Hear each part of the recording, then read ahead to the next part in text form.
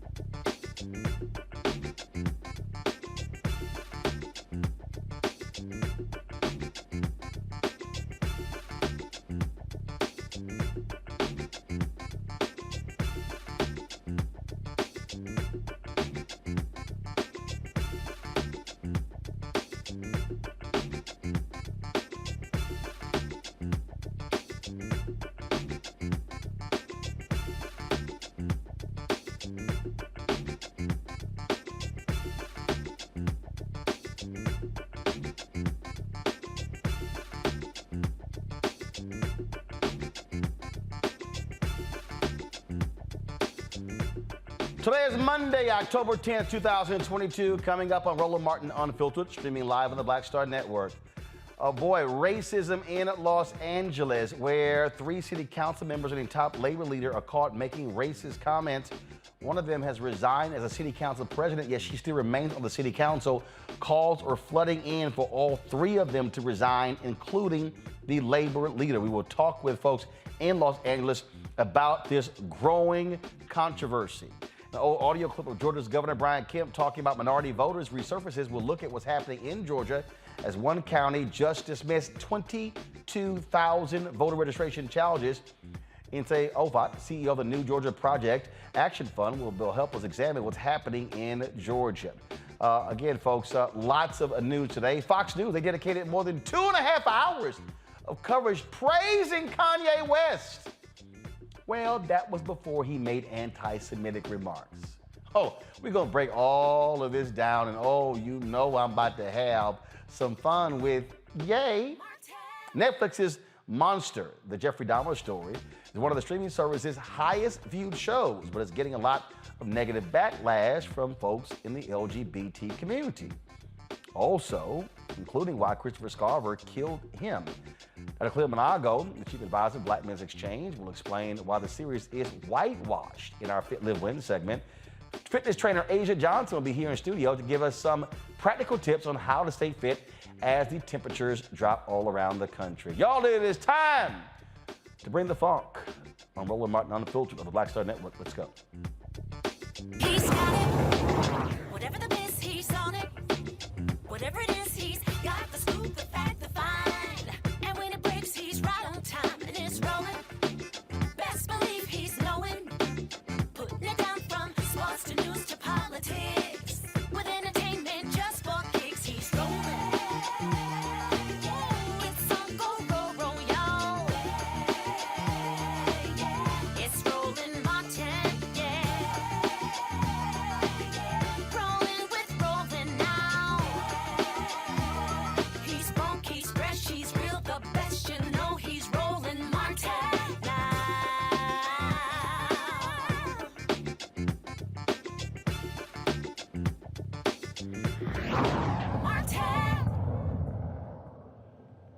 All right, folks, we are 30 days out from the election, and we have continued to see lots of focus on voter suppression, the impact of that. Of course, Republicans changed a number of laws all across the country after the big lie in 2020 when Donald Trump was like, oh my God, I lost the election, it was rigged. No, you got your ass whooped.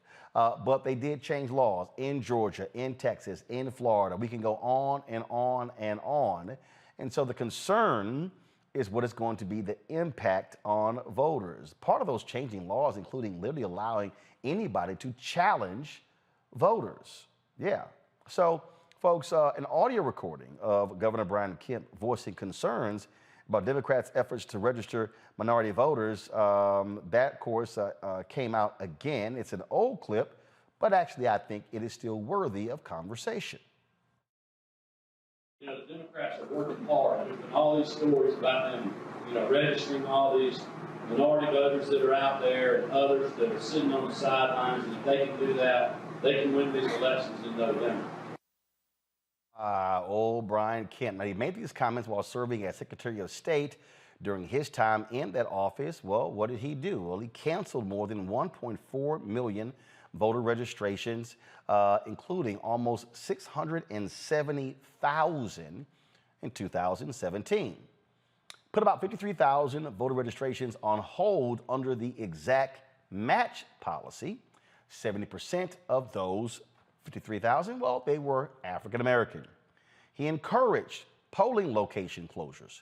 214 happened under his watch.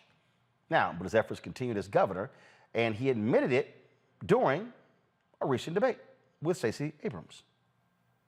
I was as frustrated as anyone else with the results, especially at the federal level. And we did something about it with Senate Bill 202. So he was frustrated. Now, one of the things that they have repeatedly tried to suggest is that, oh, voter fraud.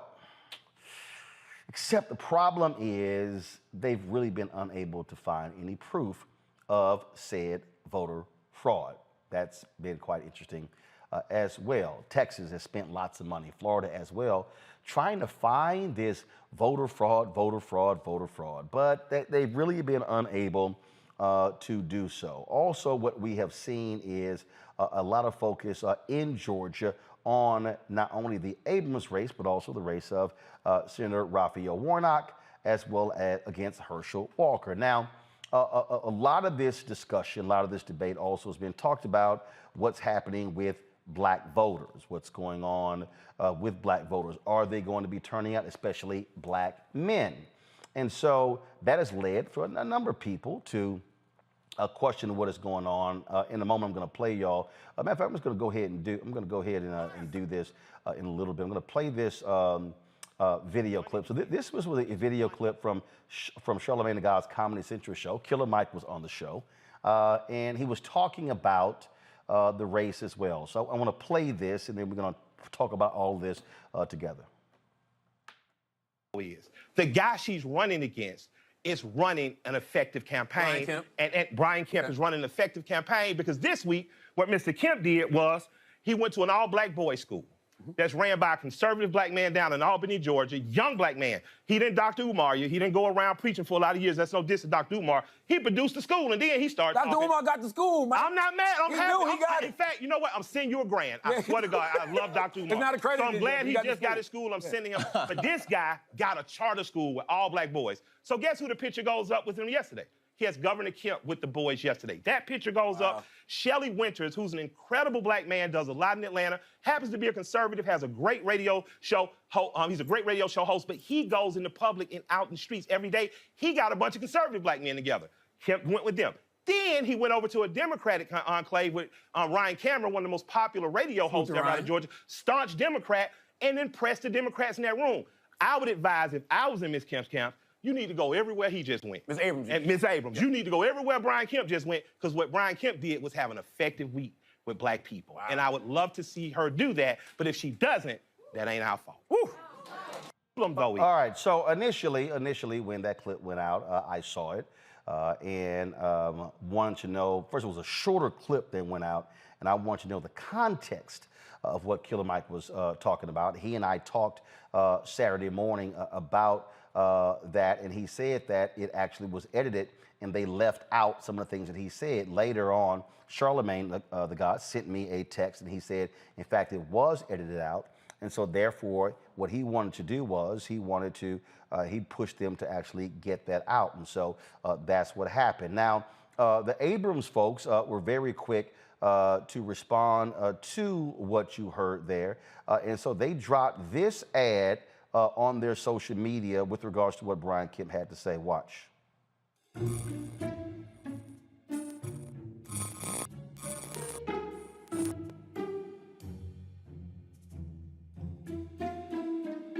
This is a broken government program. What Stacey Abrams is also not telling you, she's going to have to raise your taxes to pay for all of her plans.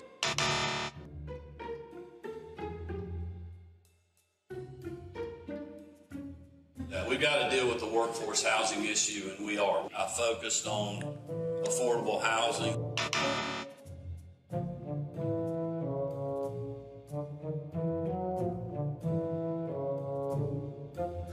But let me be honest with y'all. Guns are everywhere.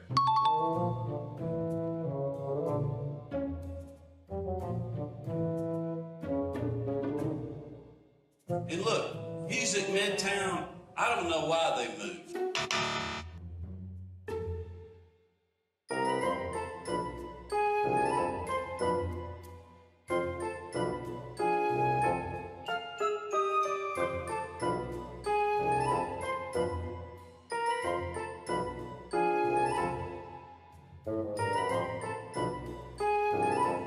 Now, that was a particular ad. Again, that ad dropped a couple of days ago, but then just today, about 3 hours ago, the Abrams campaign dropped this video.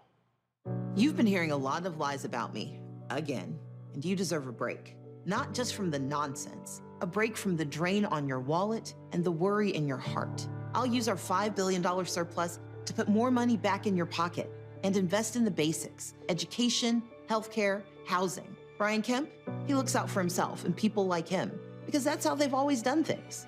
I'll never be part of the old boys club, but that's okay. I'll be too busy working for One Georgia, where we all thrive. All right, Nse Ofot, she's the CEO of the New Georgia Project Action Fund, joining me now from Atlanta. Glad to have you back on the show. Let's first talk about what is happening with these voter challenges, this idea of they can challenge anybody. Now, last week, the Gwinnett County Board of Elections dismissed challenges to around 22,000 residents, and they were conservative folks, tried to challenge, saying these people somehow were, registrations were invalid. Now, the county commissioner, Kirkland Caton, says MAGA groups are not going to prevail in the challenging of people's registrations all across Georgia. I'm gonna play this first, and I'm gonna come back to you. So, Okay. Okay. All right. You know what? Go ahead and respond. I'll play it later. Go ahead. Well, I mean, I think that what you're adding, first of all, good evening, Uncle Roro. I heard that in your intro song, and I am obsessed. What people need to know is that Gwinnett County is the largest and most racially and ethnically diverse county in the southeastern United States. It's the second largest county in Georgia. The presidential election, the 2020 presidential election, the margin was just over 11,000 votes. The original attempt by these MAGA groups was to purge or challenge the voter registration of 38,000 Gwinnett County voters. That's over 3 times the margin. Georgia is legitimately America's newest battleground state. It is America's newest swing state. And so Senate Bill 202 was absolutely designed to put Republican thumbs on the scale, that they have given themselves all the tools that they need to overcome the results of elections that they do not like. And it is deeply problematic, it's unconstitutional, and it is hypocritical. Like the governor, our current governor, in the debate clip that you showed, said that he was concerned about the integrity of the 2020 elections. But they also got on the phone with the president of the United States and said that the Georgia elections were fine, that these were the most secure elections in Georgia history, and they have continued to stand by the results of the elections.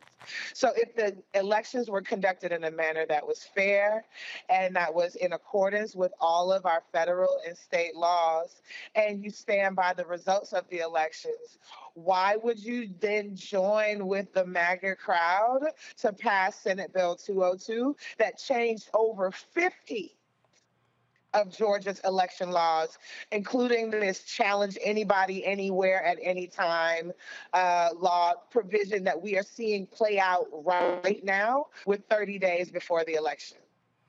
See, and that's the thing that I think people have to understand. What the Supreme Court said was, when they gutted the Voting Rights Act, well, we've seen how things have gone so well, the increase in black voter turnout. Well, that was because we had the Voting Rights Act to stop a lot of these shenanigans. And since that decision is Shelby v. Holder, we have seen Republicans do all they can to try to stop folks from voting, trying to use every legal means as possible. We still see the games being played. And then people go, well, look at Georgia. They have an increase in people who voted. Just because voters, as Stacey Abrams said when she was questioned on Fox News, she said voter suppression is not about do people actually jump the hurdle. It's the efforts to prevent them from being able to register. That is what the fight has been over. Absolutely. And why are you celebrating people having to stand in line for 5, 6 hours in order to exercise the franchise? Like, that is not something to be celebrated. I mean, I understand that it makes for good human interest pieces, but I'm actually more interested in removing these artificial hurdles, these artificial barriers that folks have to clear in order to participate in our elections. And I will also say that it takes an extraordinary amount of time and money and energy and attention for voting rights groups like the New Georgia Project to continue to make sure that Black folks show up, that young people show up in spite of these attacks on the vote, the right to vote. When we talk about also what's happening there, I mean, give us a sense of what you are hearing. I mean, you know, we are seeing all of these stories talking about you know, where Black men are, and I keep reminding people that the two largest voting blocs of the Democratic Party, Black women 1, Black men 2. So this notion that somehow Black men are not voting is absolutely crazy. But there is an effort by Republicans to try to peel off 3 to 4 or 5 percentage points of African American men in various places. And one of the areas that is a huge, huge issue that I keep trying to remind people is immigration. This notion that somehow jobs being taken. I've heard this. This ain't a recent thing. I mean, I remember when I had my radio show on WVON in Chicago in 2006, 2007, 2008. I heard that when immigration came up, it was a volatile issue among African Americans. And so I think a lot of people need to understand that we got to stop making these, you know, blanket statements with regards to how Black men are voting, but also understand the disinformation, misinformation campaigns targeting African Americans, especially Black men. Again, GOP efforts to peel off certain points and understanding how potent immigration is an issue. What are you seeing and hearing on the ground there in Georgia? Yeah, I mean, I would tell you this, that immigration is not even top 5 for Black folks in Georgia, including Black men in this moment, that it is definitely wages and jobs. Overall, the cost of living. A lot of time in the great state of Georgia, particularly in Atlanta. And, you know, one of the consequences, the reversal of the Great Migration, is that these people from New York and DC, the states are coming in Atlanta and Georgia, cost and landlords and developers are taking advantage of that. So the cost of living, the cost of housing, healthcare, and access to quality healthcare. Hospitals are closing all over the state of Georgia, with people still dying from COVID, people still fighting cancer, people still have strokes, people are still having babies, and we have hospitals closing all over the state, including in Atlanta. The other thing is gun safety and gun violence are deep concerns for people. I think that we start to see some age differences when we look at criminal legal reform for younger Georgians, particularly voters under the age of 18 to 34. And so those are the issues that are at the top of the list. But we've seen like immigration be used as a wedge issue. Hell, charter schools as the wedge issue. Reproductive rights and access to abortion and bodily autonomy, a wedge issue. And I'll be honest, I love it. I love that Black men are getting the mic and getting an opportunity to communicate to America what their political priorities are and what they want to see from Georgia. I love that Black men demonstrate how sophisticated they are with their analysis. The idea that because somebody is a celebrated football player from our state doesn't automatically mean that they're going to get. I mean, I will take umbrage a little bit with the clip that you from a specifically about the idea that Brian Kemp in the first week of October, within a month of the election, running around talking to folks as if Leader Abrams has not been doing that for the better part of a year is challenging to me. I you know, they say there's some folks who think that the white man's ISIS holder. And this feels like an instance where we need to be looking critically at what is performing an interest in Black people and Black priorities and the priorities of Black entrepreneurs and Black families and the people who actually are deeply invested in the priorities of Black families and Black entrepreneurs and Black men and Black workers. Again, showing up to someone's community, showing up to a charter school 30 days before an election does not an ally make, does not an advocate make, and it doesn't make me think that you give a damn about my community and the things that we care about. All right, then. Again, 30 days before this election, a lot of things to do, and we certainly are going to be seeing what is happening with regards to that. So we certainly appreciate it. Thank you so very much, Nse, for joining us. Take care. Thank you. All right, folks, before now understand, tomorrow is the last day to register in Georgia. And so don't forget that. Early voting starts on October 17th. Sorry about the internet, dude. It's all here. So here are the deadlines, folks. So let's pull the deadlines for some other states as well, so you understand what is happening. Of course, Rhode Island, the deadline to register on mail or in person was October 9th. Alaska, the same. Mississippi, the deadline to register online by mail or in person is today. Arizona, your deadline is tomorrow. Arkansas, it is tomorrow, and there's no online voter registration in Arkansas as well. Then, of course, you have Florida, Georgia, Indiana, Kentucky, Louisiana. The deadline to register by mail or in person is October 11th. Some of those places are, don't go back, please. Go back. Thank you. Some of those places are online. You'll see in Louisiana, online registration is available through October 18th. Now go forward. All right. Nevada, you see the deadline to register by mail is October 11th, but online in person is October 18th. And then, of course, Ohio, Tennessee, and Texas, deadlines are tomorrow. Same for New Mexico. Now, New Mexico residents can register in person through Election Day, but registering online or by mail is October 11th. In Texas, there is no online registration. And let's go to the next one, please. South Carolina, of course, deadline to register in person is already passed, but you can still register by mail up to tomorrow. Must be postmarked by midnight. Missouri is October 12th. Then Idaho the 14th, New York the 14th, and North Carolina is the 14th as well. Let's go to my panel now. Dr. Julian Malveaux, Dean of the College of Ethnic Studies, California State University, LA. Dr. Amakongo Dabinga, Professorial Lecturer, School of International Service, American University. Representative Renita Shannon, Georgia representative there in Georgia. Representative Shannon, I'll start with you. Again, we're seeing the challenge to ballots. We're seeing what happens when they get thrown out, but Republicans doing all they can because they want to stymie Black voters. They want to keep them from registering, Black and other voters. And you also see what is happening when it comes to, competing for Black votes. What Brian Kemp is trying to do, what he's trying to do, frankly, is ensure you don't have that 94% that Stacey Abrams got in 2018.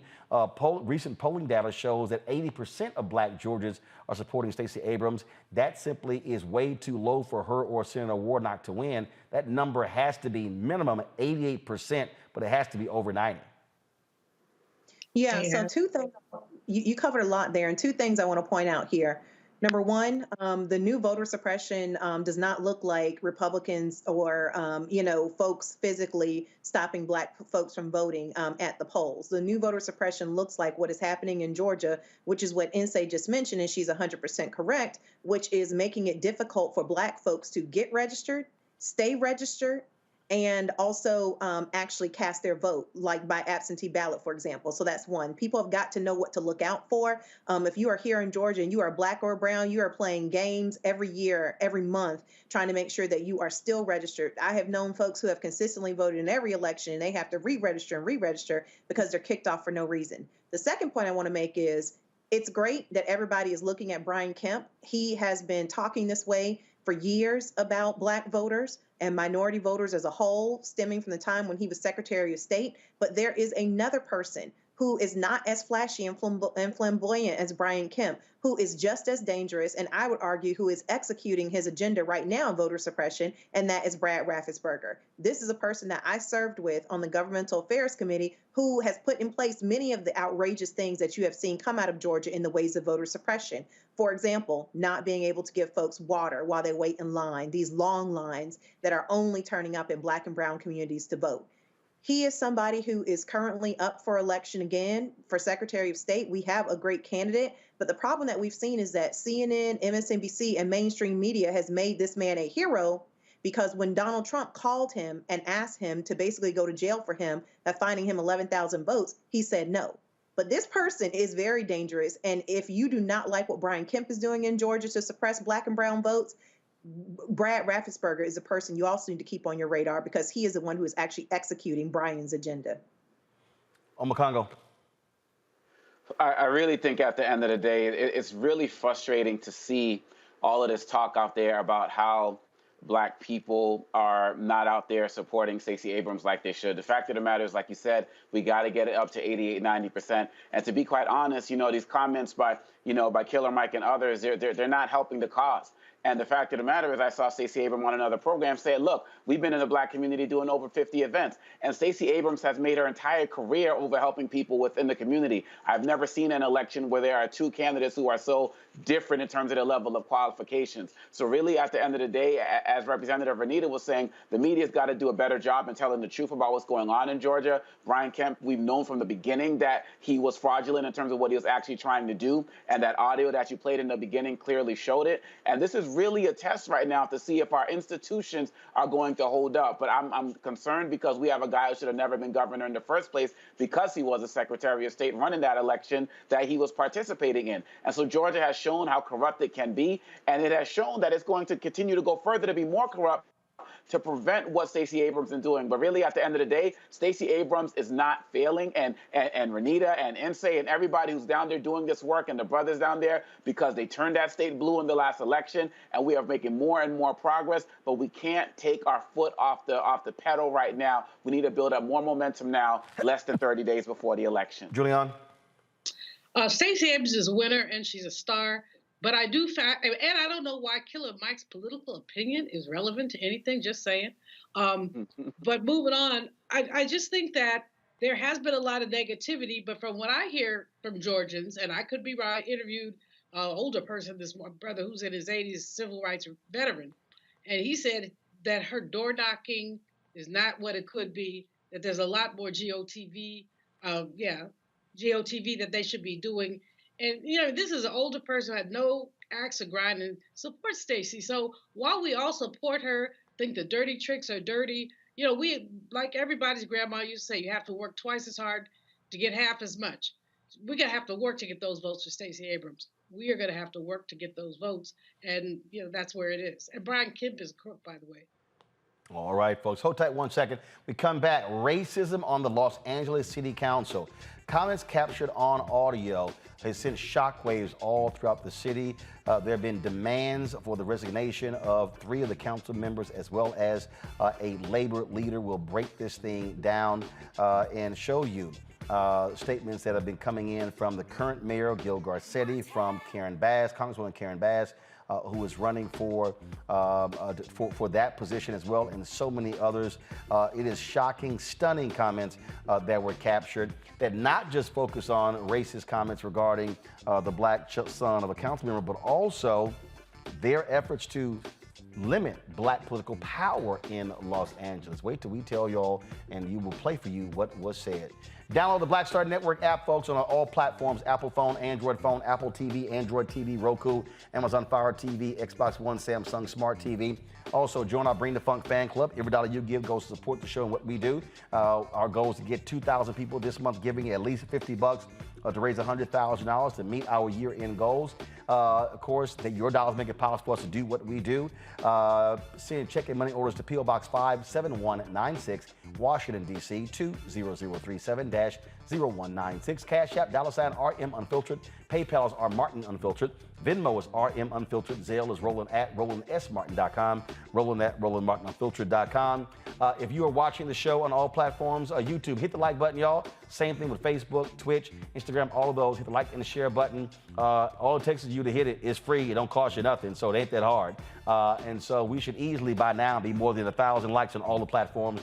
And also, be sure to get your copy of White Fear, How the Brand of America is Making White Folks Lose Their Minds. You can get it everywhere: Ben Bella Books, Amazon, Barnes & Noble, IndieBound, Bookshop, Chapters, Books A Million, Target. Download on Audible or order from your favorite Black bookstore. We'll be right back.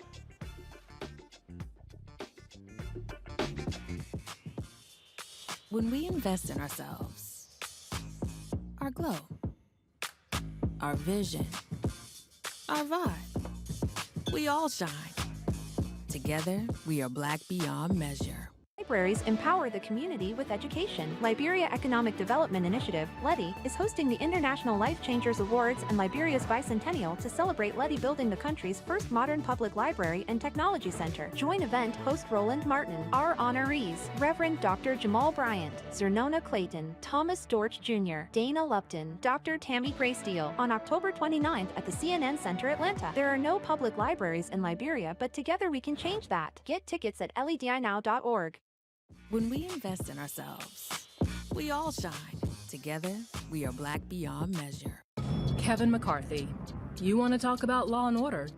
Okay, let's talk. Bakersfield, the heart of your congressional district, is now ranked in the top 10 most dangerous metro areas in America. Your own sheriff said, we know we have a violent crime issue. Kevin, your district has been the murder capital of California for 5 years in a row. And if you're so concerned about crime, why did you vote against $350 billion in funding for law enforcement? Every Democrat voted for it. When Democrats passed a bipartisan bill to fund local police departments, you didn't even bother casting a vote. Kevin, if you really want to talk about crime, let's start with your own party. Because it sure seems like you and your MAGA pals are fine with certain crimes. Crimes like stealing top-secret nuclear files, attacking the nation's capital, assaulting police officers, attempting to overthrow an election, not to mention the little stuff like tax and bank fraud. The truth is, Kevin, you aren't anti-crime, and neither is your party.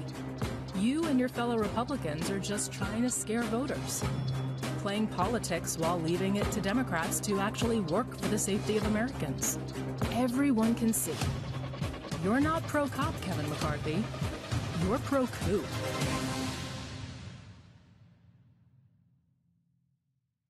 Hatred on the streets, a horrific scene, a white nationalist rally that descended into deadly violence.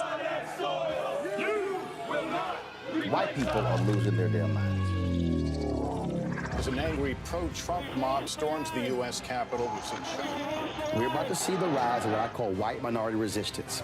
We have seen white folks in this country who simply cannot tolerate black folks voting. I think what we're seeing is the inevitable result of violent denial. This is part of American history. Every time that people of color have made progress, whether real or symbolic, there has been what Carol Anderson at Emory University calls white rage as a backlash. This is the rise of the Proud Boys and the Boogaloo Boys. America, there's going to be more of this. Here's all the Proud Boys, guys. This country is getting increasingly racist in its behaviors and its attitudes because of the fear of white people. The fear that they're taking our jobs, they're taking our resources, they're taking our women. This is white fear.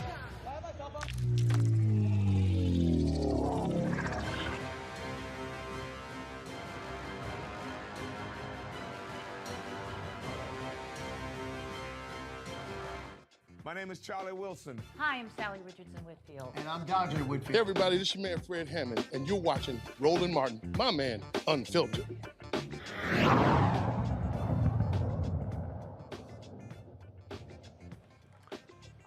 In California, the LA City Council president resigned today following backlash over racist comments that she made. Now, she resigned as council president, but not from the city council. This audio was posted on Reddit.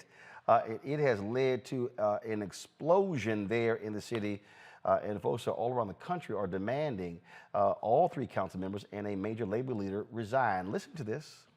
All the, folks like with Ascorn, he did call me. He wants to have breakfast with me. What's taking him so long? I haven't. I just said, hey, we need to talk. You supported him from the... All right, don't worry, I got you. So you'll start seeing them line up. Isaac was the first. Now, folks, the conversation from October 2021 was council members Gil Cedillo, Kevin De Leon, and LA County Federation of Labor President Ron Herrera, in addition to the city council president. As well. So here's the deal, folks. So they were having this conversation. and they were talking about a number of issues, redistricting. Then it got real personal, talking about one council member who has a black son, also what you do about the district of Councilman Mark Ridley Thomas, who was indicted on corruption charges, and also holding on to black power, holding on to political power. Now, folks, this thing has just exploded. And the comments about the adopted son of Councilman Mike Bonin caused him to react as well. Check it out. It's like the oddest thing. It's a Jackie Brown on this float, and then there's this white guy with this little black kid who's misbehaved. Este niño has they're not even, they're not doing, the kid is bouncing off the effing wall on the float, practically tipping it over. There's nothing you can do to control him. Parece changuito. And I'm just like, oh my God. They're raising him like a little white kid, which I was like, this kid needs a beat down. Like, let me take him around the corner and then I'll bring him back. Yeah. ¿Se me entiendes?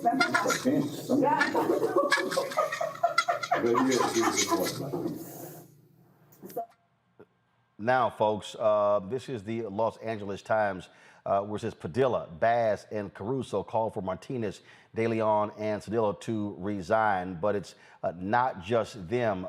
Different labor organizations, they are calling on President Ron Herrera of the LA County Federation of Labor to resign. My understanding is that the AFL-CIO is giving him until Thursday to do so, or he will be fired from this. And so that's what sources are telling me as well, folks. Again, when you look at the statements that are coming out, it is very clear that folks understand that this simply cannot happen. This is the statement that came out from Karen Bass, where she talked about LA moving in a new direction. Go to it, please.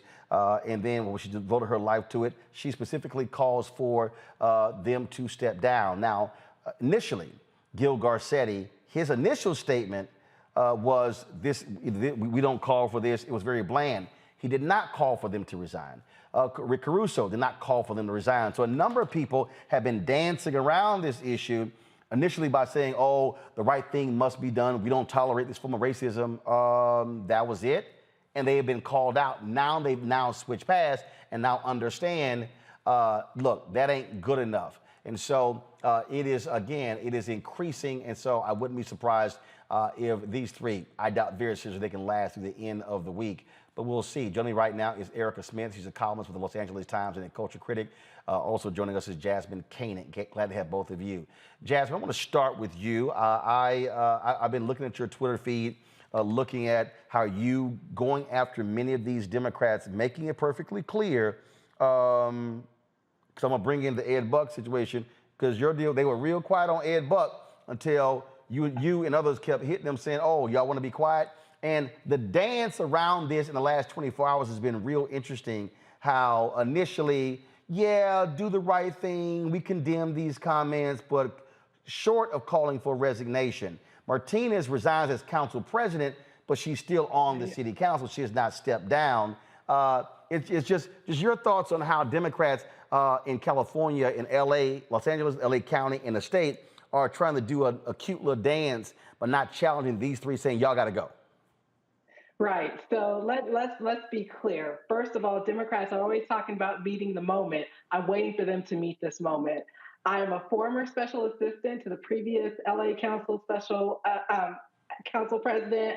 I am an elected member to the LA County Democratic Party, so I am a delegate. So I have a really unique perspective in all of this, having worked at City Hall, but also being a part of the Democratic Party. And I find all of this very, very troubling, because you have labor as well as our political leaders. And let's be clear, Roland, if a Black elected leader, or let's say even a Republican, had been caught making disparaging or racist remarks about any group of people, they would spare no time in calling for their resignation. And it's absolutely ludicrous to me that folks are tap dancing around this. They can't seem to quite find the right words to get out of their mouth. This is a you know what or get off the pot moment. This is not a I'm going to sit on the fence moment. You either stand by racists or you don't stand by racists. And for the Democratic Party, because these are all Democrats, for the Democratic Party to take their time, my party, I haven't seen the LA County Democratic Party say anything. The California Democratic Party did a thoughts and prayers like statement, but did not call for anyone to be to resign. That is absolutely ridiculous. Either folks are with us or they're not. And I will always be a proud member of the Black. Erica, again, yesterday, late yesterday, as Jasmine said, lots of thoughts and prayers were being offered. Then all of a sudden, this morning, it was more heat and more heat. And then you begin to have organizations weigh in. You begin to have the Nurses Association weigh in. I mean, we can start talking about all different people who started weighing in. And as that intensity increased, then all of a sudden it was, oh, I better read the tea leaves. Let me just jump on this resign train. Otherwise, I'm going to get criticism.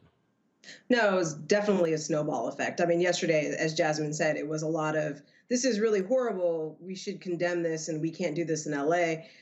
Very few people outright called for them to resign, but it was overnight. I mean, I think the story just kind of kept going, into the wee hours of the morning. And this morning, Nuri Martinez stepped down as president, and that was almost met with an immediate backlash of that's not good enough. Our editorial board at the LA Times has put out an editorial calling for all three council members to resign.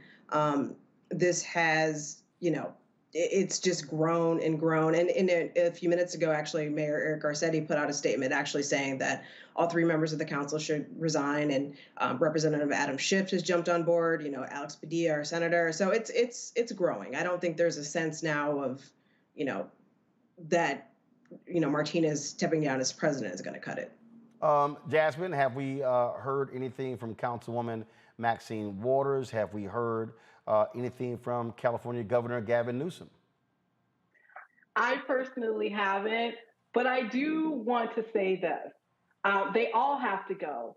There's only one zip code in the city of Los Angeles that has increased its Black population, and that's the one that encompasses Skid Row that Kevin De Leon also on that audio overseas. Okay, let's be really clear. These people, not only do they get paid with the money of all Angelenos, including Black Angelenos, but the labor leader himself, he conspired on audio to use the hardworking dudes from including Black folks' paychecks to work against them, to dilute a district, to commit voter suppression, okay? So we have a really big problem here. These people vote on issues and things that affect all of us in this city.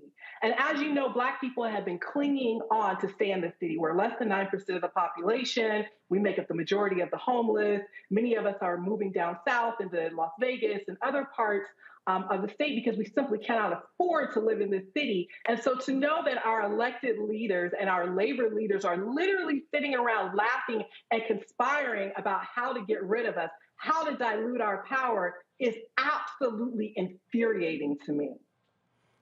Erica, the thing that also I find to be interesting here is that what this also speaks to is a reality when it comes to Black and Hispanic battle over power.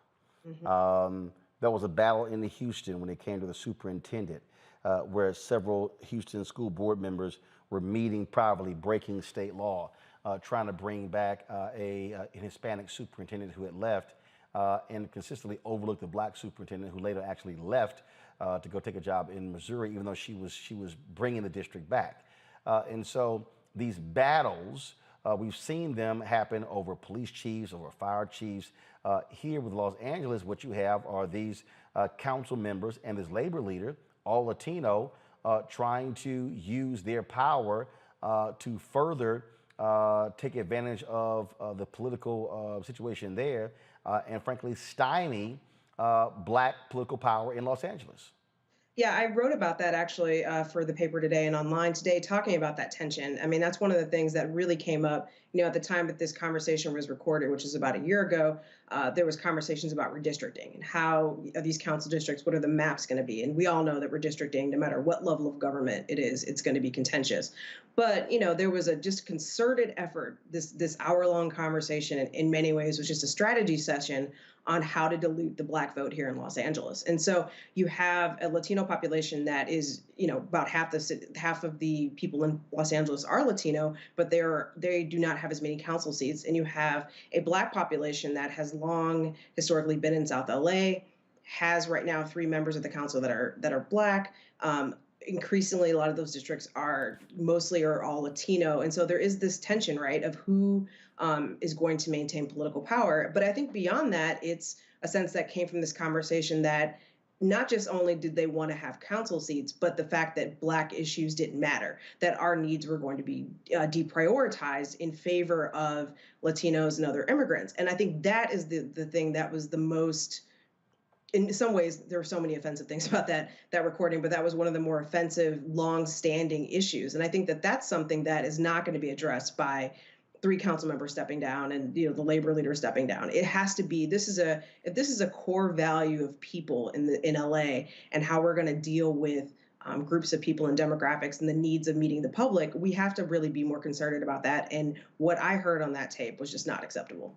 And for them to say that the LA district attorney, Jasmine, F him, he's with the Blacks. Yes. She was real clear. Yeah, again, following what Erica said, everything on that audio is so infuriating. I remember I tweeted yesterday, I wondered whether or not DCFS had been called because Nuri was talking about wanting to beat a little Black boy. I mean, if a Black woman said that, DCFS would have been at her door within an hour, examining her kids and talking to them, right? So, there are a lot of, it's like I said, it's so infuriating because these are the people that make the ordinances, that set the policies. Interestingly enough, I was talking to someone today, reminding them that it was Nuri Martinez that sort of spearheaded the ordinance around not being able to protest at their houses, right? And something tells me there are going to be a lot of protests at these folks' houses if they do not resign. They have to go. They can't be paid with public money and share those feelings. But most importantly, I'm going to always bring it back home to the Democratic Party because a lot of Black people vote for Democrats. All of these people are Democrats. And when you talk about labor and the Democratic Party, they go hand in hand. All of these people have been supported by the party. And they all support each other. And for the party to have nothing to say, for the party to not be pressuring them to step down is absolutely outrageous. And, I'm going to say this, I'm going to be really blunt and frank. If we, as Black people in Los Angeles, allow these people to retain our seats, we deserve everything we get moving forward. Absolutely, we do. Because folks will know that there are no real long-lasting consequences for insulting Black folks, and that it's basically open season on us.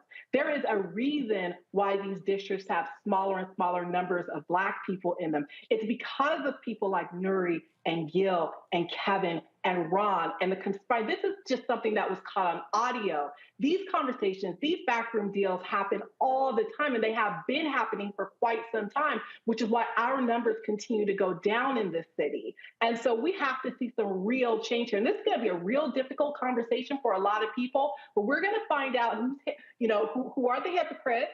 And like I said, if we as Black people stand by this, allow ourselves to be placated with her just stepping down from the presidency and letting some so-called Black leaders say, well, we met with them and we're going to sing Kumbaya and everything is okay right now because they've apologized, then absolutely we deserve everything we get moving forward in this city. Erica, final comment. Yeah, I think that everything that Jasmine said was correct, but I also think that we have to also look at this. Once these folks are gone, we can't also allow the same system to appoint new people. I mean, we need to really think about who's going to replace them and why, and who are they going to be representing. I think we need to give a little more thought to that, and I think it's going to be a long process. And I think that our upcoming mayor race is going to really have an impact. Whoever becomes mayor is going to have to step into quite a bit. All right, then. Erica, Jasmine, I really appreciate it. Thanks a lot. Thank you. Thank you. Juliana, I want to start with you. Nuri Martinez, this is what she said. She called, in a moment of intense frustration and anger, let the situation get the best of me, and I hold myself accountable for these comments. Really? Really? You actually think in a moment of intense frustration and anger? Child, please. Exactly. Please. You know, I'm in LA these days, Roland, and we're driving back up from Palm Springs, and the news was just popping, popping, popping, really, because this is just one of the most reprehensible things. One of the written rules in politics, as we all know, who covered things, is you leave people's children alone. You know, we have a leave the child alone. So how does this woman talk about beating somebody else's child and calling the child a monkey? See, her resignation from the whatever chair she was, that's not enough. Her resignation from the council is not enough. The question that I think Erica raised in the last segment, Roland, is how do you prevent this from happening again? We're really dealing with issues of structural racism that nobody wants to talk about, or anti-blackness that nobody wants to talk about. And so you hone down on the individual when the issue is systemic. It absolutely is. And I tell you, I don't see how these folks have any credibility whatsoever, Renita, to continue to serve. None. Yeah, this incident cracks open two conversations that we've needed to have for a very long time. Number one, as I always say, that racism is bipartisan. So there has been ongoing racism, systemic and otherwise, in both parties. And Democrats have got to get serious about realizing that we have just as much racism as the Republican Party. It just looks different. It's undercover, it's in back rooms, and it's on hot mics like this incident. The second thing is racism within organized labor. I've had many friends who have been staff for organized labor, organizers for organized labor, and they have talked about the ongoing racism that they face while everybody's supposed to be getting together as workers and coming together to fight for workers as one collective identity. That is not what we're seeing. We're seeing racism, go in and out of the organization, and racism come into play when you think about who can be promoted within the organization.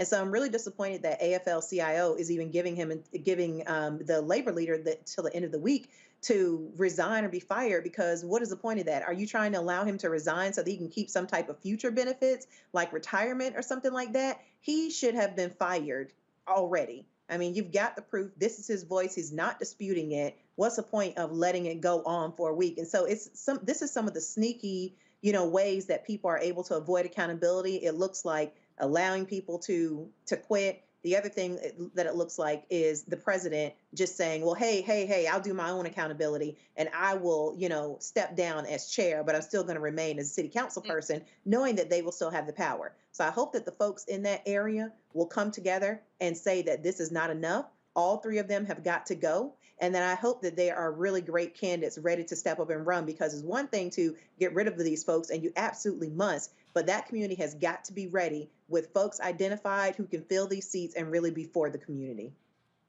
Makongo?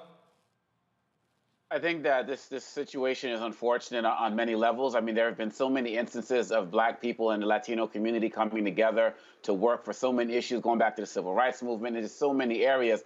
But of course, there's always also been tension. If you read the work of Professor Tanya Hernandez, she talks a lot about the tensions that have existed between the communities. And you see in the state of California, the largest two class action lawsuits that have ever been brought has been brought by Black people against their Latino co-workers with the Inland Empire as it relates to the discrimination. So we see on multiple levels there are these strong issues as it relates to discrimination from the Latino community towards the Black people. And we have Latinos now making up 40% of the entire population of California. So really at the end of the day, Roland, everyone's talking about how they need to go.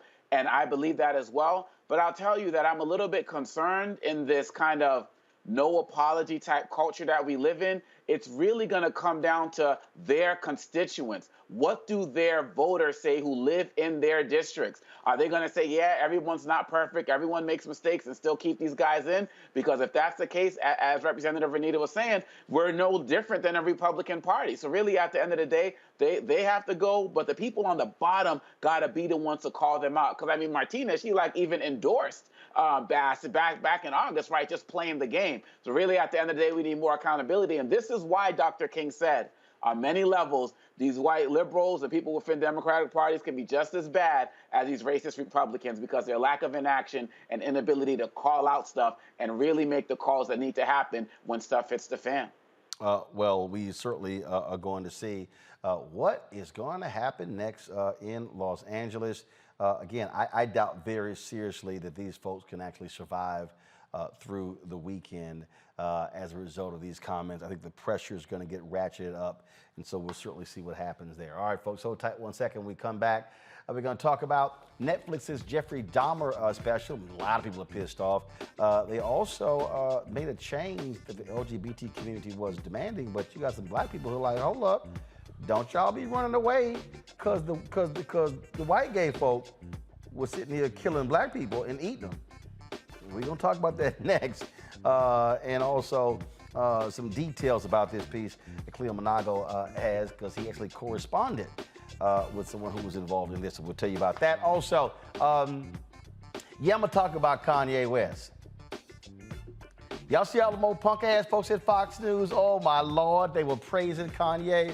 Oh, he's just so honest. He is just so, he's just so forthright, and I want to hear more. Then all of a sudden he says, I'm coming after the Jews. Oh.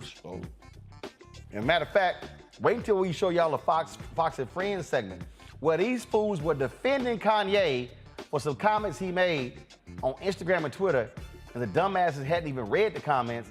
Then finally somebody went, this is what he said. He was like, my bad. Yeah. We're going to show you how stupid those people are. And speaking of racist, Alabama Senator Tommy Tuberville speaking at a rally in Nevada, equating reparations with the people who do crime in the country. So basically it's like, all the crime done by black people. Guess who's kind of quiet? Republicans.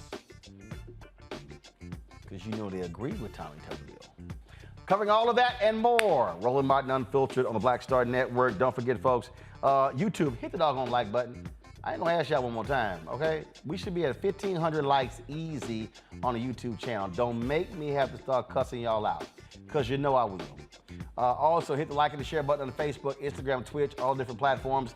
And of course, be sure to download the Black Star Network app, Apple phone, Android phone, Apple TV, Android TV, Roku, Amazon Fire TV, Xbox One, Samsung Smart TV. Give to the Bring the Funk Fan Club. Of course, P.O. Box 5719. See your check-in money orders at P.O. Box 57196, Washington, D.C. 20037-0196. Cash App, $RM Unfiltered. PayPal's R Martin Unfiltered. Venmo is RM Unfiltered. Zelle is Roland at RolandSMartin.com. Roland at RolandMartinUnfiltered.com. We'll be right back.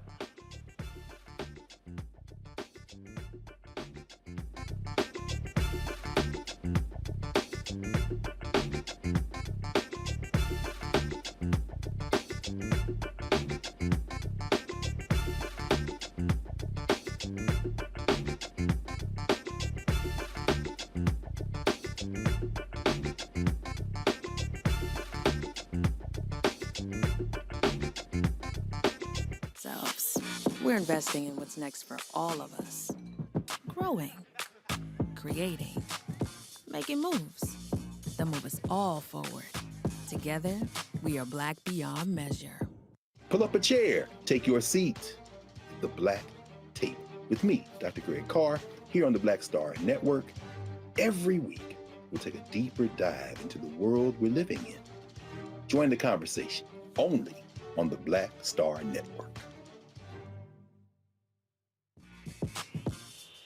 When we invest in ourselves, our glow, our vision, our vibe, we all shine. Together, we are Black beyond measure. I'm Deborah Owens, America's Wealth Coach, and my new show, Get Wealthy, focuses on the things that your financial advisor and bank isn't telling you, but you absolutely need to know. So watch Get Wealthy on the Black Star Network.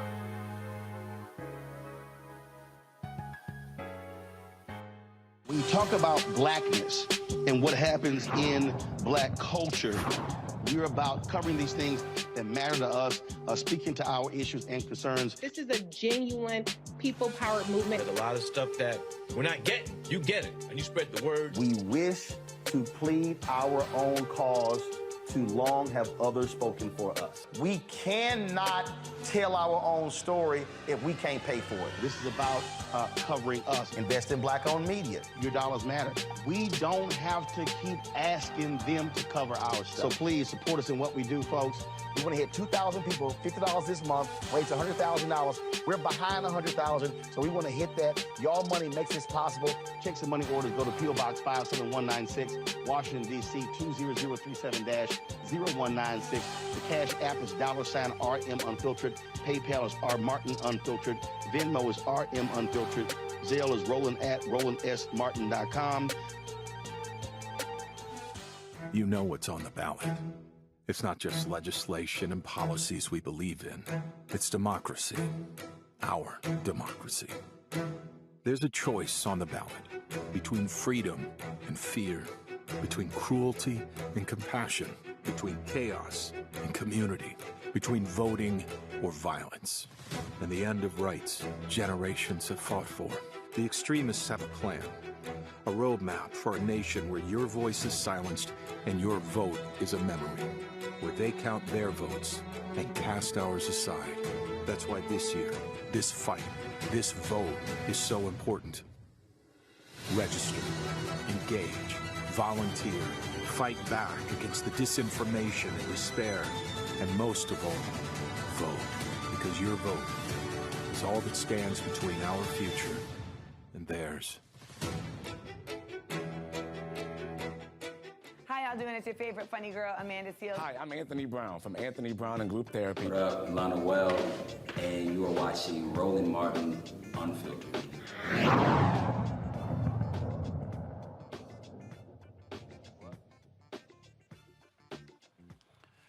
All right, folks, welcome back to Roland Martin Unfiltered. All right, so let's talk about Netflix. They've got a new show dealing with Jeffrey Dahmer.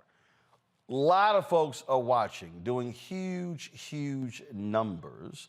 But then you also had some drama because you're dealing with Jeffrey Dahmer and subject matter, they place an LGBTQ tag on it. Well, that ticked off a lot of LGBTQ people. So then they hit Netflix, and then Netflix actually removed it from that particular category. Well, Jasmine Koenig and others, they were sitting here posting stuff, saying, hold up now, don't all of a sudden y'all don't want that to be included because, just because it's bad. They said he was Jeffrey Dahmer, he was killing black people. Why in the world you don't want to take the tag off when in fact it actually is dealing with subject matter of someone who was gay? It's gotten backlash from the family of the victims. Now is also how someone was portrayed in the movie, who, of course, Dahmer, in terms of how he was portrayed, how folks he was targeting portrayed. So you still have all this controversy going on regarding this. Joining us now is Dr. Cleo Monago, the chief advisor of Black Men's Exchange, who also happened to be a pen pal of the man who murdered Dahmer in prison, Christopher Scarver. All right, Cleo, glad to see you. So first off, let's deal with this controversy over this removing of the tag. Black folks are like, hold up now, y'all don't want the tag, but it should apply. Don't say get it removed because it's a negative story. Your thoughts on that? Well, like the story in LA, people who are racist do not like being associated with racism because it's publicly embarrassing and it's shameful, and they'd rather not be ashamed than not be racist. You understand what I'm saying? Mm-hmm. So the white gay community is really good at protecting itself. It's a very powerful community, and it's real good at deflecting critique of it and the rampant racism that's always been in that community. I mean, similar to what happened with the victims of Dahmer, where there were people who were telling on Dahmer before he was finally locked up. Same thing with Ed Buck. They were telling on Dahmer, and the cops were like, yeah, okay, whatever. Not only that, he could have been caught before very, very early. Yeah, but he was a white male, so he had entitlement. A young Asian boy escaped. But he was delirious because Jeffrey Dahmer had put him under drugs, and they brought him back to Jeffrey Dahmer, who killed him minutes after the cops brought him back. But anyway, getting back to the LGBT deflection of being seen as racist, which is a fish deflecting being in the water, they did the same thing with Ed Buck. They never was a West Hollywood decree or outcry from the city politicians against the murder of black people. It was one last man who finally did not want to be identified, but said something, and then everything added up, and they had no choice. You know, similar to Holtzclaw, you know, who was raping black women left and right. And you were the only person in the whole country when it first started buzzing to talk about it at all. And then the mainstream press didn't cover it at all until it got so far into the courts that they had to say something. So it's the same phenomena. It's the same thing. So, I mean, I keep telling folks that LGBTQ is the homosexual side of white supremacy systemology. It's not just a free rainbow waving phenomena. It's a white phenomena. Let's talk about Christopher Scarver. You sent me an email with regards to this film. Said you were writing him, and so just share with us what you say the film got wrong. Okay. Based upon your relationship with him and your direct conversations with him. Well, yes, I was a pen pal with Christopher Scarver from about 2005, I think, to 2009. How did that happen? I wrote The Prison. So you just said, okay. Now after, so you just, after the fact, you just said, well, let me just write this dude. Well, let me give a little context. I was fascinated by this whole thing when Dahmer was alive, the whole thing occurred. And when I first heard about the murders in Milwaukee, I assumed they were black. They hadn't even said it on the media. They talked about the murders, but they didn't racialize them yet. And as a matter of fact, I got to fights with people who said, you always think about race. I said, these are black men because you don't get away with killing that many people now unless they're not white. Anyway, when he finally got into prison and was alive, I went to Wisconsin. This is before I even heard of Christopher Scarver. I went to Wisconsin to do some research on the whole phenomena, and that's a whole nother story that would take a lot of time. But once Christopher Scarver murdered Dahmer, he also murdered another person. Well, I'm using the word murder because you said murdered. I use the word executed. So I'm gonna use my own phrase. I'm using my own phraseology here.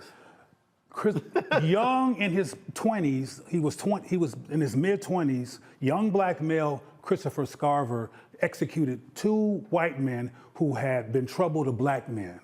He murdered, there you got me messing up again. He executed. Don't be blaming it on me, you talking. It's not your fault. Anyway, he executed Jeffrey Dahmer, and then he tipped over to the other side of the room and executed Jesse Anderson. Now, you know who Jesse Anderson was, right? No. Okay, well, Jesse Anderson, also in the same state, killed his wife, called the cops, and claimed that 2 black men were running from his home, and he made one of those drawings made of 2 black men, and then they did a forensic investigation, found that he killed his wife. So he blamed black people. He blamed black people, and what happens in police departments when there's a black fugitive, whether they did anything or not, is that black men are harassed.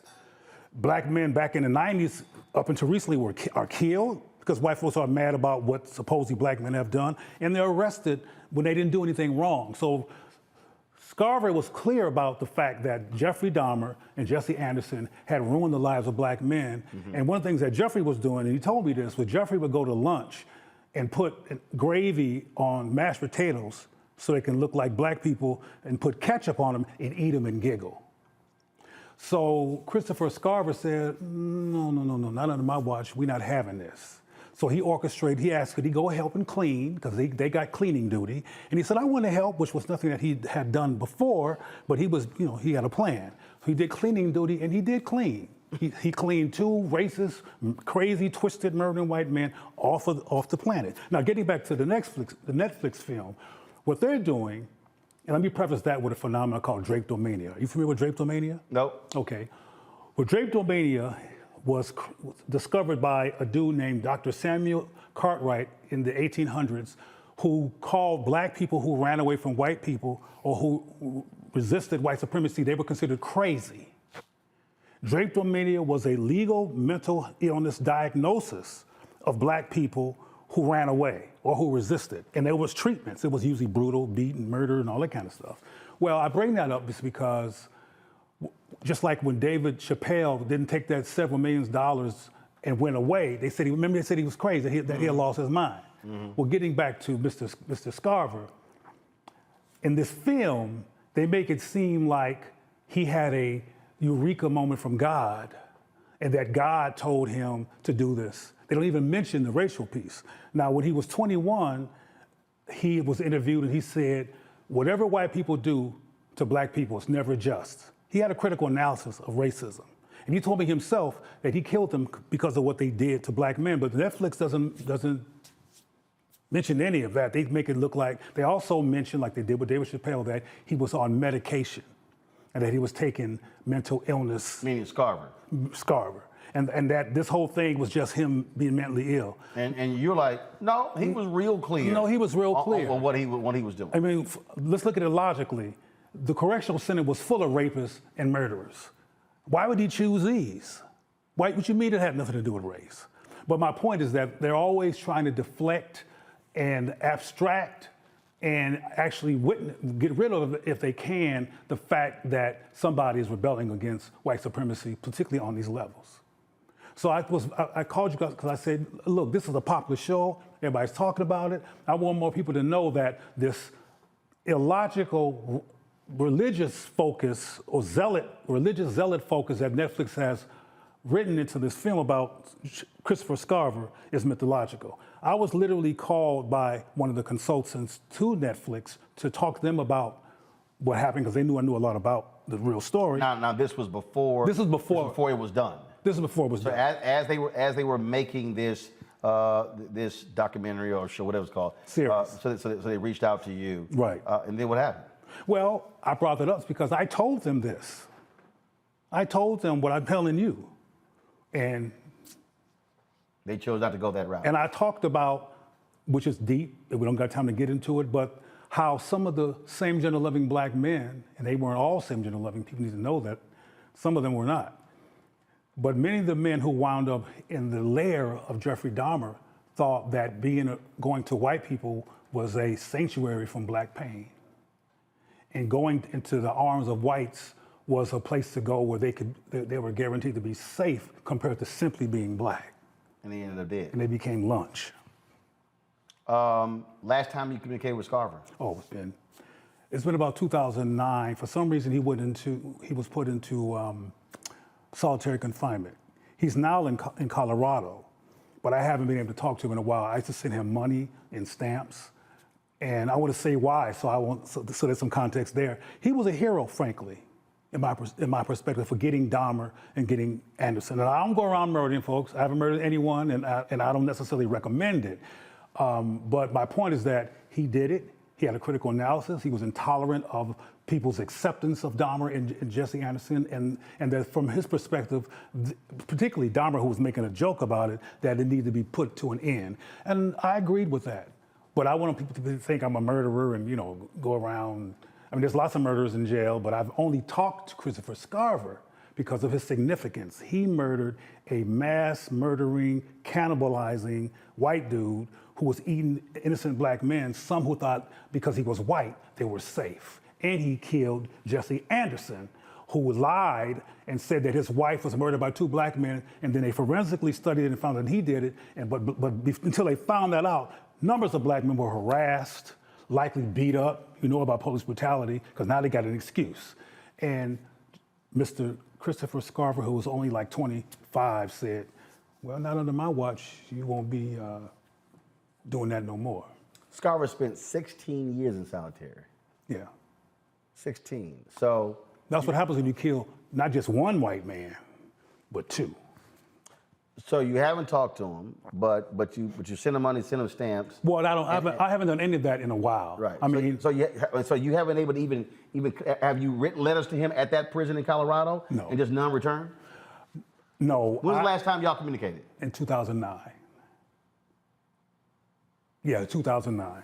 And I think he was moved or something. I mean, I don't know what happened, but I was, of course, disappointed about the whole thing. But before I leave, I want to mention to you one more thing. Have you ever heard of Ronald Dominique? Okay. Well, y'all go on Google and look up Dominique. Dominique has killed more black men than Dahmer. They call him the Bayou Monster or something like that. And he's a white homosexual male who also used white skin and whatever else he could pimp to lure black men and other men, but predominantly black men, into his lair. And he also slaughtered and killed a number of black men. And he was a white gay man. So there's others. And as I've told you some time ago when we interviewed about Ed Buck, the subjugation, humiliation, and compromise of black people, male and female, but in this instance, black male, is not as unusual as we would like to think.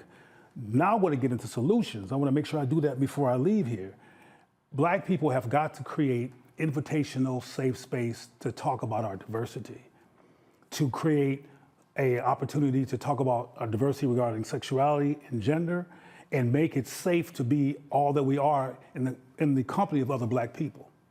Because one of the reasons why there are black people who will go into the queer, gay, etc. movement is because they feel like they can't do that as freely, if you will, in predominantly black spaces.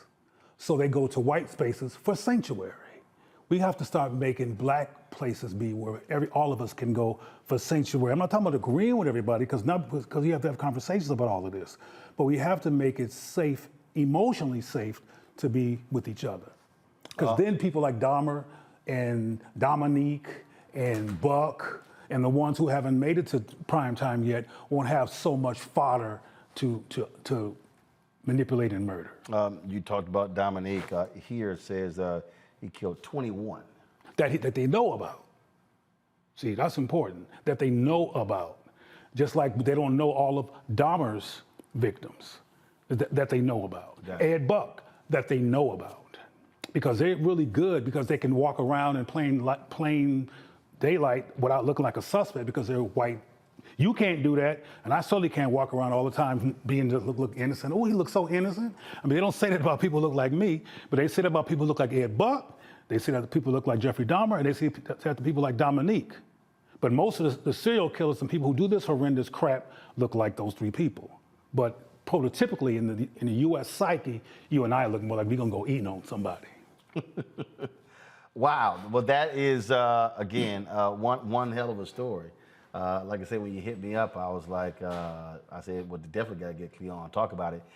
Because, again, what happens is when people see these specials, when they see these movies, documentaries, well, what ends up happening is they think what they are seeing is the 100% truth. Based on a true story. Yep. But I'm reiterating that they edit out things that, well, might take black people out of what I call the white supremacy trauma trance and be awake and alert and able to navigate and deflect past all of these implications of anti-blackness in the culture and stay intact. And they didn't want black people to hear about a black man who killed 2 white men because they had murdered black men. So they claim he lost his mind, he was hearing voices, or he was crazy, and that's why he did it. But no, he was and he has a very high IQ. Christopher Scarver is a brilliant man. I don't say that because he killed somebody, I'm saying that because of his intellect. When I spoke to him and I'm talking with, we were hanging because he's extremely smart. All right. Cleo, we appreciate it. Thank you for inviting me, I appreciate it. Thanks so much. All right, y'all. Going to a break. When we come back, we're going to talk about that racist Alabama Senator Tommy Tuberville. He mentions reparations and mentions crime. He's saying black people, y'all the ones committing crime, as if white folks not committing crime in America. Also, speaking of a white man, let's talk about Kanye losing his damn mind. You know I got to weigh in on that. I wouldn't be surprised if Cleo want to stick around and talk about that fool. But wait till I show y'all how all those white folks at Fox News, including that white face Jason Whitlock, they sat there and they were just praising Kanye to high heaven until he said he coming after the Jews. Oh, y'all know I got something to say. You're watching Roland Martin Unfiltered on the Black Star Network. We'll be right back. When we invest in ourselves, we all shine. Together, we are black beyond measure. I've always said this, rather than to continue to fight for a fair piece of the pie and the equal slice of the pie, I want my hand on the knife that cuts the pie. And to that extent, who bakes the pie and who puts it in? And that's one of the things that got me involved in going into politics in the first instance. I'm tired of people making decisions for me. Right. And mine. I want to be a part of that decision-making process. And luckily, it has paid off in terms of seeing the progress that many people in America have made, particularly the people of color. One thing bothers me now that we seem to be losing that. Right. By saying that we've got to be more concerned with other people than those people who were here. We built America.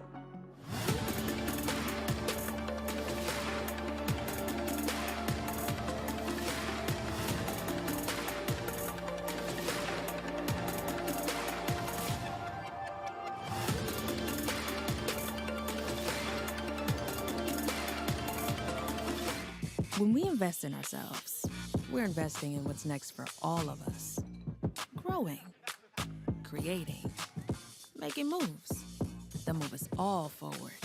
Together, we are Black beyond measure. Libraries empower the community with education. Liberia Economic Development Initiative, LEDI, is hosting the International Life Changers Awards and Liberia's bicentennial to celebrate LEDI building the country's first modern public library and technology center. Join event host Roland Martin. Our honorees, Reverend Dr. Jamal Bryant, Zernona Clayton, Thomas Dorch Jr., Dana Lupton, Dr. Tammy Graysteele, on October 29th at the CNN Center, Atlanta. There are no public libraries in Liberia, but together we can change that. Get tickets at ledinow.org.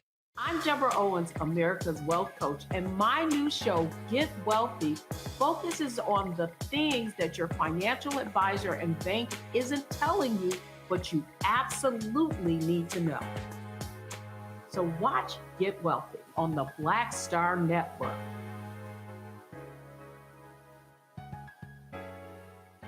When you talk about blackness and what happens in black culture, we're about covering these things that matter to us, speaking to our issues and concerns. This is a genuine people-powered movement. There's a lot of stuff that we're not getting. You get it, and you spread the word. We wish to plead our own cause. Too long have others spoken for us. We cannot tell our own story if we can't pay for it. This is about covering us. Invest in Black-owned media. Your dollars matter. We don't have to keep asking them to cover our stuff. So please support us in what we do, folks. We want to hit 2,000 people, $50 this month, raise $100,000. We're behind 100,000, so we want to hit that. Y'all money makes this possible. Checks and money orders go to P.O. Box 57196, Washington, D.C. 20037-0196. The Cash App is $RM Unfiltered. PayPal is R Martin Unfiltered. Venmo is RM Unfiltered. Zelle is Roland at RolandSMartin.com. Hey, I'm Antonique Smith. Hey, I'm Arnaz J. Hi, this is Cheryl Lee Ralph, and you are watching Roland Martin, Unfiltered. I mean, could it be any other way? Really? It's Roland Martin.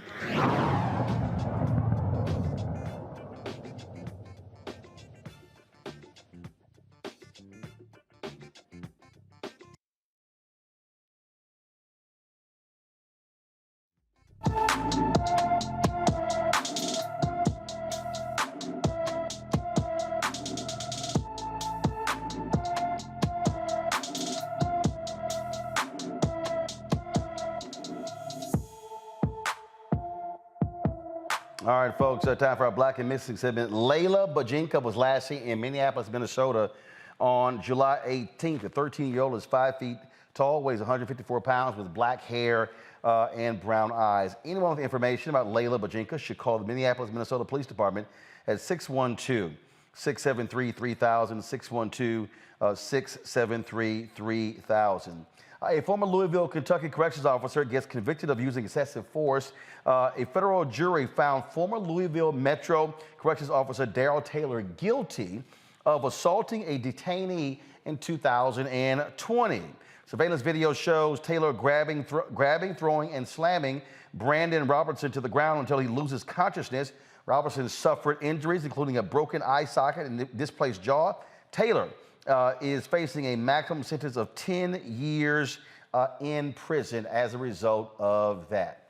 All right, folks, racist Senator Tommy Tuberville of Alabama, oh, he acted a fool speaking at the Donald Trump rally just the other day, and he chose to show all of his racism. Check this out.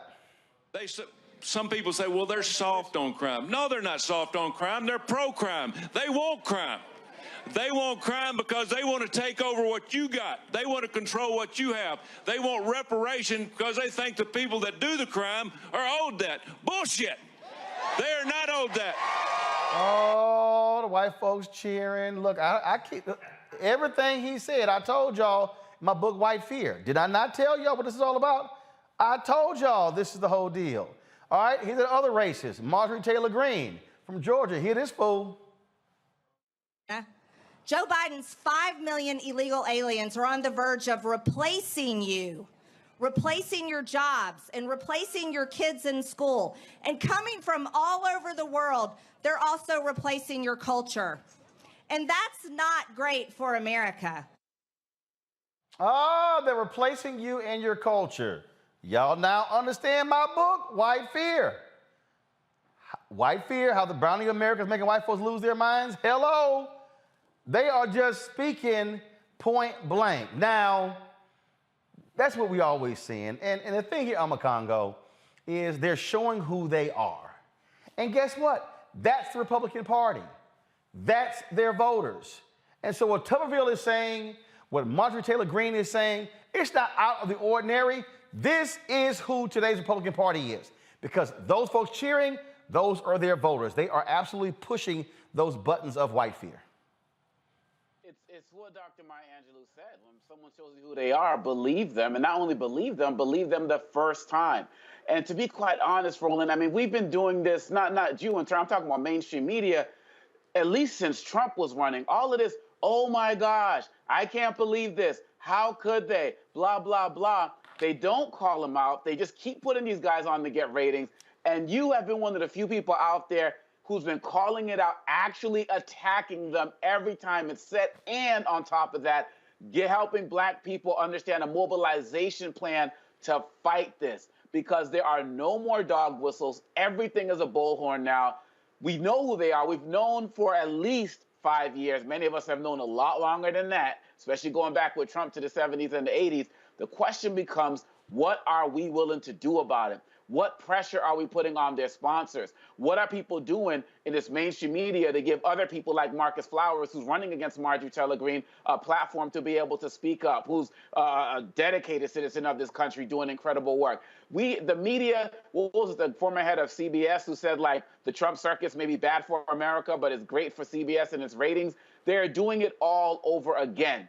And we have to use every platform that we have to attack them verbally, to call them out, to call out their sponsors, and most importantly, mobilize to vote, because they are showing clearly that they want to take us back and take any rights. And look, and Tuberville, a man who, exploited black people through football, and that was your claim to fame. We don't want what you got. We just want equality, and just get out of our way, and we're going to keep doing what we need to do.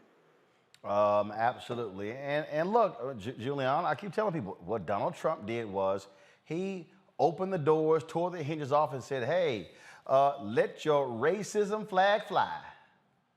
There you go. I mean, he unleashed a beast. The beast was always there, but was somewhat tame and knew better than to do certain things. But he unleashed the beast and probably gave it, some kind of stimulant, because he had everything has been on a fast track in terms of taking away our rights, talking racist nonsense. I mean, Tuberville, when you look at the composition of the state of Alabama, he is a walking proof of gerrymandering, of anything negative about the vote you can think of.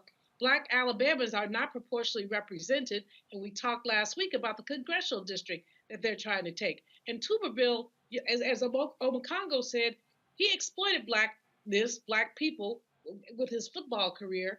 I don't care so much about that. He does not belong in politics. He and Herschel Walker could have an ex-football, not too bright senators convention. Well, again, we know who they are. Renita, again, I keep telling folks, this is why I wrote the book. This is going to continue. This is like not out of the ordinary. This is going to be the norm. and we must fight these racists at every turn. Absolutely. No, you're right. This is going to continue. This is the norm and has been the norm. Listen, I'm not going to repeat what the other two panelists said, but most of us who live in Georgia already know that Marjorie Greene Taylor is a committed idiot. We're already familiar with that. Hoping we can get some different election results this cycle. But I want to talk about what has got to be our solution as folks on the left, Democrats, or anybody who is not with the Republicans. And I think that has got to be, centering issues that matter to Black voters and talking about issues that Black voters want solved in their communities. Because right now we continue to see that, Democrats are, while they're running campaigns about how much they can reach across the aisle and work with Republicans, you never see Republicans doing that. They're not running on being bipartisan. They are running on continuing to make boogeymen out of Black people. And that is how they are ginning up their base. We have got to be centering things that people want to hear about, like what we're going to do about police accountability issues, what we are going to do about getting reparations. Black folks are the majority of the Democratic Party, and that means that we need to have Black candidates who are talking about Black issues squarely and directly to get our folks up and out and ready to vote. Oh, absolutely. And that's what needs to happen. And so now we must also understand, y'all, the chaos agents that are designed to, frankly, not support what we do. In case in point, that idiot fool Kanye West. Now I told y'all when that fool wore his little White Lives Matter shirt with that other dumbass Candace Owens, I wasn't wasting my time dealing with those fools. But I told y'all what happens when you give folk attention. So Kanye West goes on Fox News, sits down with Tucker Carlson, and oh my Lord, the folk at Fox News just praised him up and down, called this man, oh, how he was a genius, incredible. If y'all want to see white love, y'all want to see Kanye West's white love, remember Charlemagne said Kanye's whole focus is he desperately seeks white validation. Ooh, the white nationalists at Fox News gave him all the white validation he needed. This is a compilation put together by Media Matters. I was blown away by Kanye West. I really was. It was fascinating. This was an unvarnished, authentic. We've rarely heard a man speak so honestly and so movingly about what he believes. Kanye West is wise, he's unique, and certainly he's fearless. He's a very important voice. There's such authenticity to that it just makes me want to hear more. Speaking truth to power, calling things out, and Kanye West does that. He speaks truth to power. He is one smart guy. Is Kanye trying to be a force for good? Absolutely. Yeah, he is. Very special intellectual renaissance. When you consider like people like Tucker or Kanye. Kanye's genius. I'm going to make an analogy. Kunta Kinte and Roots. They got him out on a tree and they're whipping him. What's your name? And they want him to say left-wing liberal. Kanye West refuses to live in that box. I mean, you can't help but like him because he is not apologetic. Yeah. Have I reached Alex Jones territory yet? No, I think you're telling the truth. Okay. And that's okay if you do. I think he's dead on this one. I know for me, it just made me think, man, we could reach so many more people with this powerful movement that believes in freedom. I know that what I'm listening to is unique and interesting. If Kanye West believes it, imagine how many more people out there maybe aren't talking about it, but would like to. Ye West threatening to go to war with Jewish people on Twitter. He appears to imply Diddy, a fellow rapper, was controlled by the Jews on Instagram. Boy, ain't that one pretty funny. Boy, did y'all just hear how these folks just lost their minds? Oh, Lord have mercy. Kanye is like Black Jesus to them. I mean, they just were beside themselves for the praise and love of Lil Kanye.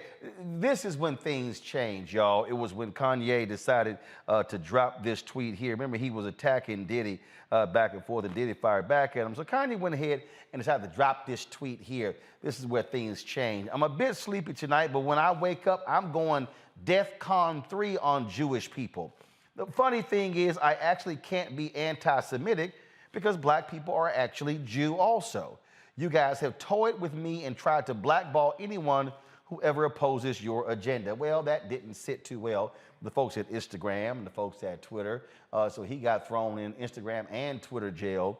But the thing that for me is just hilarious is to watch how these folks are just running and running and backtracking and how they are just doing all they can. And you know, and what really got me in that video, listen, as I heard more of Kanye, I wanted to hear more. Will Kane. Now, y'all, I used to often debate Will Kane when we were at CNN, and Will a nice guy, but he a lightweight.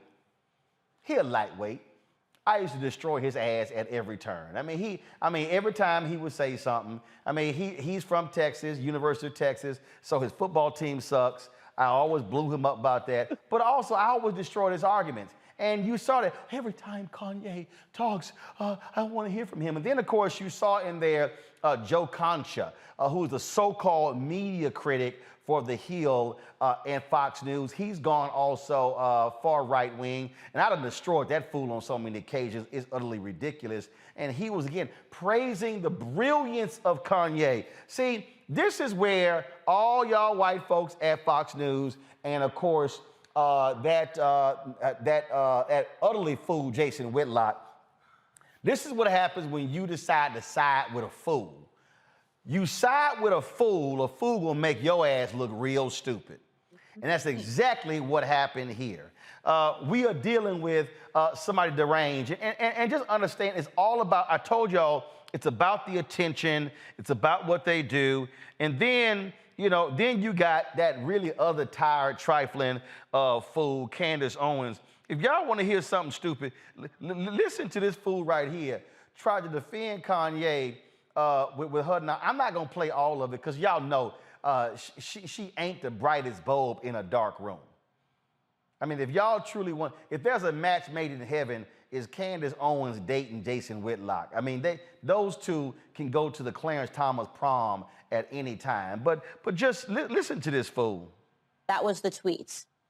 And people subsequently demanded that the tweet be taken down for anti-Semitism. Now, if you are an honest person, you did not think this tweet was anti-Semitic. You did not think that he wrote this tweet because he hates or wants to genocide Jewish people. This does not represent the beginning of the Holocaust. That's if you're an honest person, you'll admit that. You will admit that, right? If you're an honest person, when you read this tweet, you had no idea what the hell he was talking about.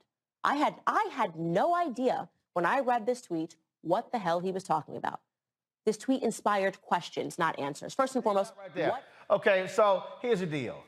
Candace, that probably the first time. We agree. We don't know what the hell he's talking about. We never know what the hell he's talking about. We don't know what the hell you talking about. We know what the hell he was talking about talking to Tucker Carlson. We never know what his crazy ass talking about. Why?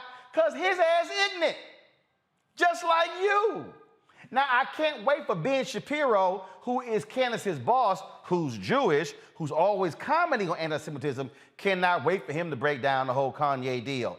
But the thing I love here, Julian, Omakongo, and Renita, and Cleo, stay here for this segment, is I love how, oh, Lord, they were holding Kanye West up like he was they Nelson Mandela. And then when they sided with a fool, Julian, it was kind of like, it was sort of like that meme from The Simpsons, you know, back into the bush, like, what the hell are we thinking?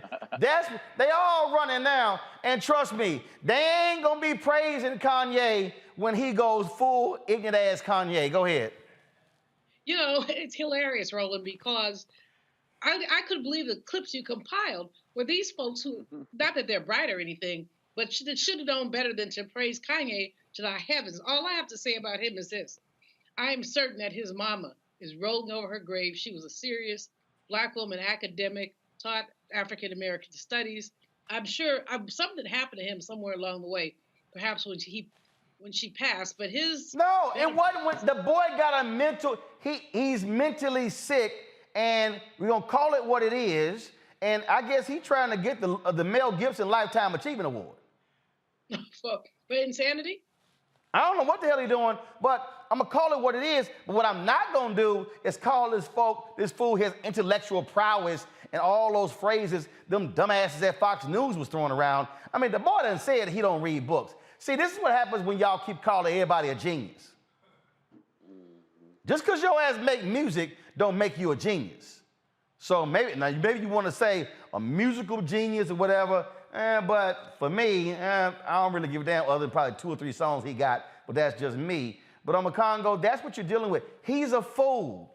And when you see Fox News praising anybody black, we need to have a big old neon sign. Beware, praise of the Negro at Fox News.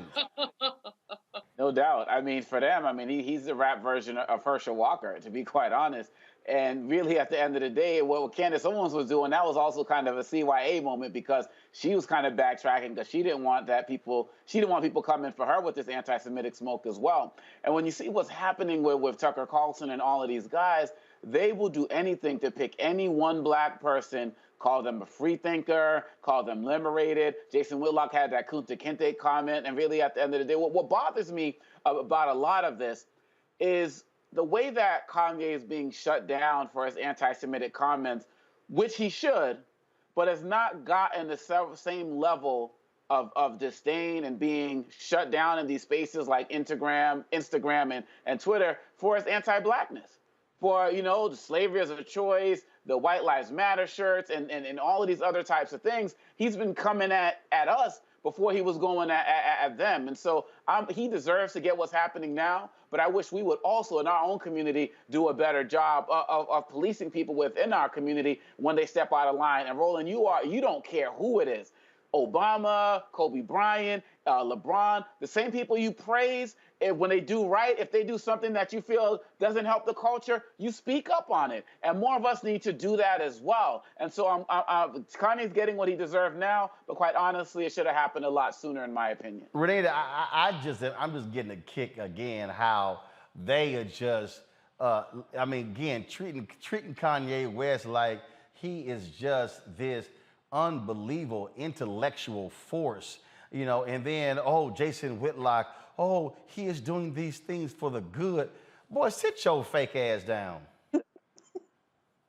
Yeah, no, I'm with Congo, except I do, to me, this is hilarious that this has all happened. It's not hilarious what he's putting out there, but it's hilarious how far they went to lift him up, as they do anytime they get any black person who is putting out anti-blackness and who is high profile. So, of course, in their minds, for white conservatives, anybody like a Herman Cain, Ben Carson, Candace Owens, any of these people, they're authentic when they are, talking about running down our communities and talking about black people in really negative ways. And so this is just what we've seen as par for the course. But like Congo touched on something that was very important, which is that it is very interesting that, with this one tweet, he has been, attacked, rightfully so, from so many different areas. But he has been putting out constant disinformation and nonsense about black people for quite a long time. Dangerous information like, slavery wasn't that bad, things like that, and that was just allowed to go on. And so I just would like to see the same level of outrage every time that he is, putting out misinformation. But, they wanted him. Black people have been saying that something has not been right with Kanye for a while. They wanted him. Now they got him. So they're stuck with him. All right, Cleo, before I go to you, I want to show you this Fox News hopscotch because they were like, oops. I mean, so watch these fools at work. Listen to y'all. It was your Friday night. You didn't have to get up early, so I assume you stayed up late-ish for you. You probably watched Tucker and Hannity, and so that means you probably saw Kanye's interview. What did you think? I did. I watched the entire interview, and I know that I watched part 1 and part 2. Yes, he jumps around a lot, but I do think, he's not dumb. He's really smart. I thought his message was a spiritual message, really, to embrace who God created you to be. He's not conventional. He teaches to think outside of the box. He gives examples about his children, reject conformity, and be yourself. It's actually a beautiful message. I encourage everyone to really listen to it. he'll focus on one subject and then he'll jump to another subject, from running for president to Elon Musk to his kids and his schools and big pharma and farms and our food. But it's really, if you just watch it and you listen to what he's saying, the message is beautiful. He's saying we're all sheep and we need to be guided by God and focus on what God created you to be, who you were in the womb, and really embrace those thoughts and those messages that God has given to you. And we're all created uniquely. There are billions of people in this world, and we each have our own fingerprint, which is amazing if you think about it. And we have so much power in our own bodies to make this world a better place. And if we all did that and weren't conformed and were objective about things, instead of just conforming to our schools and conforming to our government, then I think this world would be. Okay, let me tell you, Cleo, Ainsley Earnhardt is truly one of the dumbest people on Fox News. And that's saying a whole lot when you got Peter Hegseth and Janine Pirro and some other just airhead. You got supreme airhead Kayleigh McEnany. But this child right here, she take the cake for being, I think, the dumbest person at Fox News. But don't you just love how, you thought she was describing Mother Teresa or Jesus? Well, there's a few things that are very clear here, and there's some things that are not so clear. What's clear here is that white supremacists, strange people who believe in the myth of that superiority need people like Kanye West. Now, he kind of messed up in their eyes when he dropped the Jewish bomb. They didn't expect that, of course. But when you got to remember that earlier this week, he and Candace both were walking around with some fashion show with a White Lives Matter shirt. That's like what's it called? Something act when it's sexually. It's called the word ends with act. I can't think of the word right now. But anyway, that's like sexually charging to white supremacists when they see black people act like this. You might remember that every now and then during an election, they bring out Lil Wayne, who has no political analysis, but he's willing to say something anti-black. And that's why he's there, and that's why they love Kanye West. They don't even know Kanye's music. They don't even know why he's called a genius. What they're calling genius is that he's willing to be anti-black, and that's the part that's obvious. What's not so obvious, and I've gotten in trouble for saying this, is that, okay, it's easy to get upset and frustrated with the likes of Kanye West and calling him a fool and things like that, but Kanye is a severely, I think it's true for Candace as well, a profoundly traumatized black man who needs help. He's somebody who's dealing with a lot of deep pain and it's not resolved. Therefore, he's surviving mental illness in a yes sir situation, meaning everybody says yes to him because he's Kanye and he's rich. But the bottom line is there's some very devastating blows that happened to Kanye that I think we need to take a look at. For example, he tried to show racism in the Republican Party and in the presidency when he said George Bush didn't like black folks back during. Yeah, so George Bush hates black people. After that, he tried to expose racism in the video award system when Taylor Smith, I think her name was, got an award that he thought Beyonce should have gotten, and that it was racist. And in both instances, when he stepped out from the system and said something for black people, he got crickets. Not only did he get crickets, follow me, the first black president of the United States called him a jackass. I believe personally that along with his mother dying, were very, very traumatizing and confusing for him. And he finally got to the point of, F y'all, I'm gonna go to the other side. And though Obama dissed him, Trump embraced him. And that was his unconscious, unfortunate revenge for having been dissed by the first black president. Now, I'm not justifying nothing. I'm looking at this from a behavioral perspective, and I'll end by saying that calling him names and being mad at him and people like him and Candace and others is not the answer. We need to look at why black people dissolve into this kind of anti-blackness. And there's a reason for everything, and often we don't get into those reasons because we get too upset and judgmental to actually deconstruct that behavior. And white people love that behavior. See, what I make clear is I don't feed the beast. And so the reason and again, I chose last week not to even deal with him. I did media interviews with the Breakfast Club, other places. Everywhere I went, they asked me about Kanye. I said, I don't give a damn about Kanye. He ain't got no impact on the election. He ain't got no impact on nothing else. I don't give a damn. But the reason I'm talking about this, because I'm trying to show folk what happens when you have white nationalists on Fox News who are, but they are quick to find a Negro to say, oh, he one of ours. That's why they love him, some Jason Whitlock. Yeah. Oh, they love, when you see them over there doing that dance, and oh my goodness, they in love with him. But I want to show you this here because this is from Fox and Friends Zone. I played a little bit clip earlier. And again, I'm gonna show you how Will came, this Rachel Compost Duffy, and how Peter Hegseth. If y'all want to see how three people utterly embarrass themselves together, okay? If you want to see what standards and so-called journalistic practice looks like at Fox News, y'all gonna get a kick out of this one. Watch this. Let's see here.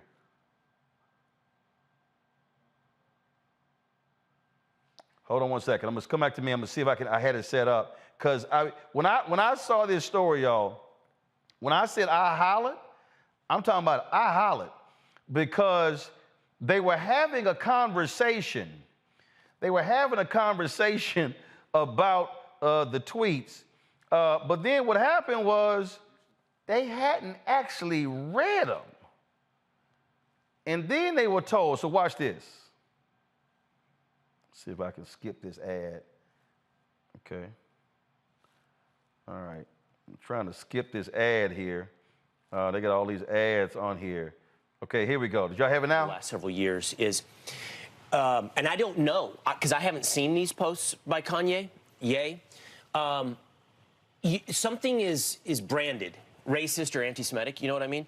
But you never really see the original source material because in a media account of it, they don't repeat whatever it is. Right. This is a real trend over the last couple of years where the headline will say a certain thing and then you read the article and the article is conclusive, meaning it was racist, it was anti-Semitic, but the supporting evidence is never provided. And the only reason I say that is because I don't trust everybody making the calls. I'm not saying it wasn't anti-Semitic. I don't know because I don't get to see the original source material. It's censored. Okay, y'all, it was available to be seen. So Will Cain literally went on television to discuss a topic and then said, oh, I didn't see it, but I'm about to opine on it, and it's wrong, it got taken down, although I never saw it. Okay. I think that the new journalistic standard is don't repeat it if it is considered racist or anti-Semitic or whatever it may be. So therefore, just as a consumer, you don't ever, you just have to trust the storyteller. Yeah. You don't actually get to see the story. Well, I'm sorry. Okay, I'm sorry, y'all.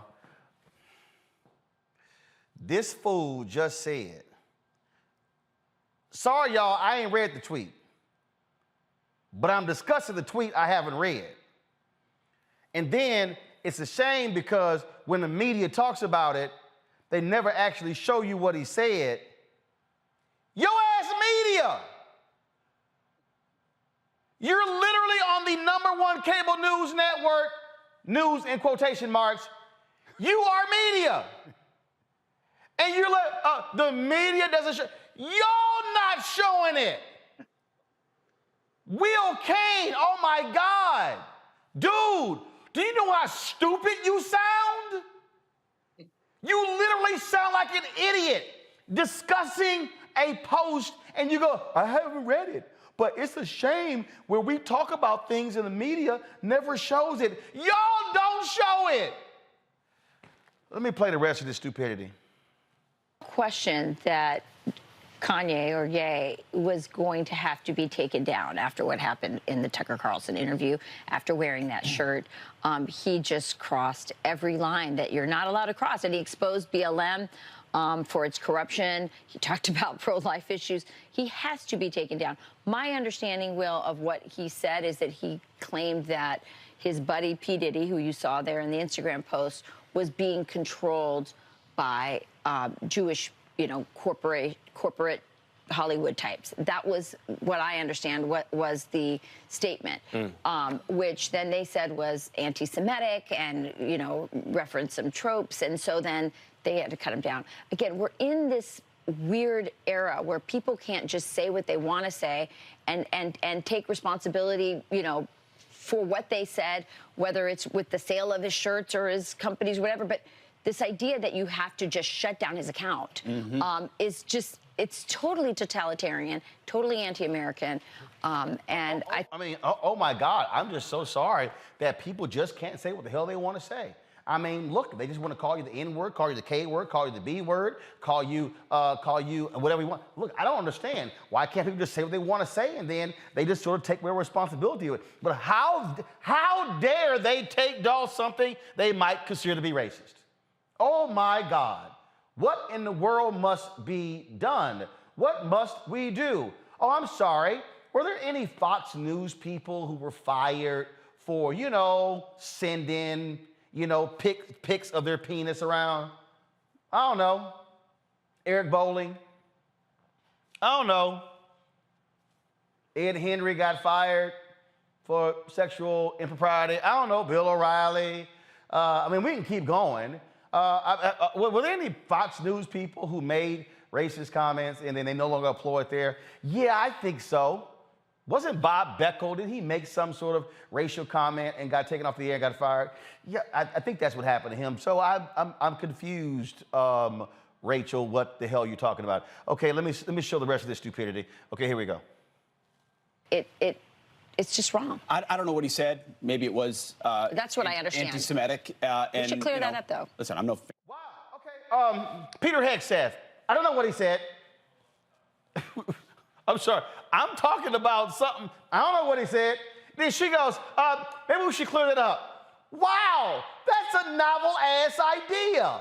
Why don't we actually show what he said? What? We might want to clear that up, because I don't know what the hell he said, but right now, I'm about to talk about what the hell he said, although I haven't read what he said, and I'm sitting here on a national television show, listening to talking to people about something. I have no idea what he said, but what the hell, I'm going to tell you all my feelings anyway. Sure, Peter, go ahead and take it away.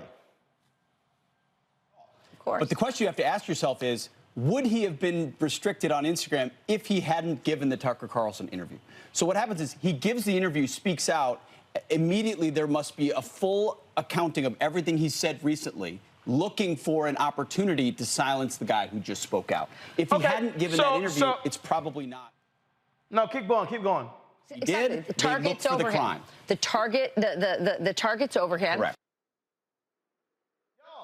The clip literally said nothing about Tucker Carlson, but their whole deal is, oh my God, it was all because of Tucker. It's the power of Tucker. What in the world is going on? It's Tucker, Tucker, Tucker. They must take him down because he talked to Tucker. These people are literal idiots. Okay, real quick, fire round, fire response. Cleo, you go first. I think they're strategists. You call them idiots, but Kanye is a part of a strategy to create confusion among black people. He's physically black, and he speaks in ways that does not defy racism, the problem of white supremacy mythology, and all of this stuff is orchestrated by white folks. When we're mad at Kanye, but the reason we know Kanye exists is because white people have given him a platform perpetually because he feeds into, whether he knows it or not, and I don't think he does. I think he is confused and everything, and he loves the attention, so he doesn't have a critical analysis of why they keep calling me. He just takes advantage of being called and is enjoying the spotlight. But he is indeed part of a strategy, and those people you're calling idiots who are not making any sense, who are not watching these shows, but who have a huge platform, are all strategists for the perpetuation of white control. But I have a question, if you don't mind. Okay, hold on. Before you ask the question, now I showed y'all the conversation before, then they found out what he said. Somebody went, psst. Here it is. Watch the flip. This, Ye West threatening to go to war with Jewish people on Twitter. So these shocking remarks come after he appears to imply Diddy, a fellow rapper, was controlled by the Jews on Instagram. Now that account, his Instagram account, has been restricted. Alexandria Hoff joins us with more on this story. Alexandra, good morning. Good morning. Yeah, we wanted to make sure we confirmed all of this. The Instagram restriction came first, and it appears to have stemmed from a series of screenshots showing a text exchange between Ye and Sean Diddy Combs. The two had been disagreeing on Ye's wearing of a White Lives Matter shirt during a fashion show in Paris last week. The convo contained language by Ye that social media users and the American Jewish Committee called out as anti-Semitic. Instagram has taken down Ye's post and temporarily restricted his ability to share and comment. Now, from there, Ye took to Twitter for the first time since 2020, where he called out Instagram chair and Facebook CEO Mark Zuckerberg, writing, "Look at this, Mark. How are you going to kick me off Instagram?"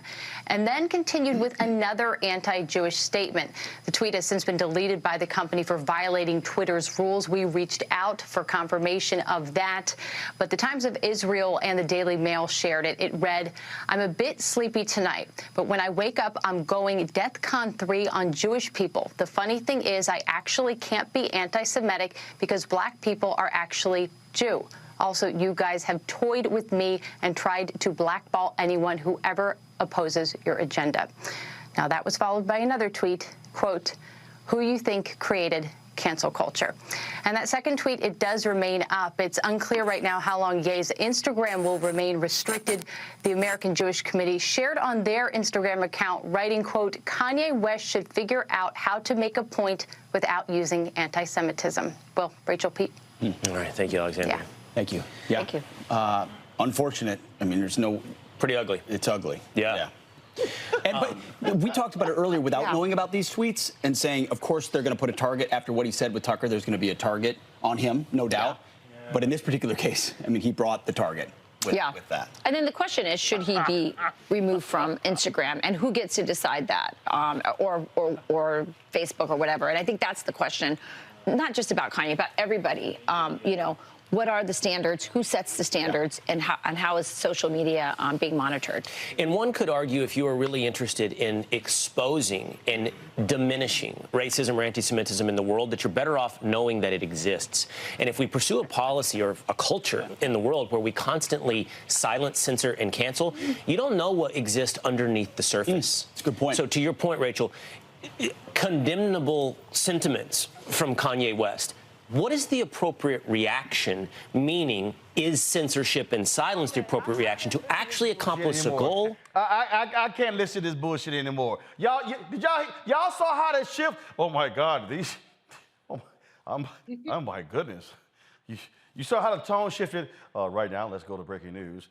We've actually discovered what Kanye said. We looked like complete assholes a little bit earlier, so therefore I must change the tone in my voice because now this thing is a lot more serious than I thought. A little bit earlier, I was playing around, joking around, just sort of like being flippant about it. But oh my goodness, I saw what he said. Jesus, my goodness, what are my Jewish friends and colleagues going to say now? Because I look like an asshole defending him just 30 minutes earlier because I was too stupid to go on the air to actually read the stuff first. Now, my goodness, I mean, the things that he said, that was just, I can't believe it. I mean, my goodness, what, you know, we thought they were going to take him down because of Tucker, but looks like he just sort of took himself down.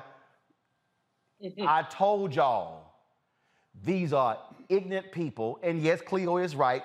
It is by design how they are appealing to their white audience. But you see what happens. You saw in real time how Fox News will go on the air, no facts, no information, check nothing, and then opine and trash everybody as being wrong, and then go, oh my goodness, look what the fool said.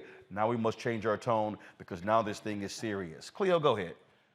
Well, another thing that occurred, though, during that excerpt that you just played is that they were trying to still save Kanye. Or they call him Ye, which I'm like, Ye, okay. Anyway, because they know Kanye, they love him. He's Ye, like share, and is one word. Anyway, they were trying to still save him because there's some anti-Semitism, frankly, in these systems as well, along with the white supremacy mythology and insanity. So they didn't want to throw him completely under the bus. They said stuff like, well, who has the right to cancel his voice. Anyway, what I was going to ask though before this occurred, before we went there, was that is there a Latino, white gay, Asian, or white lesbian equivalent in popular culture to Kanye West?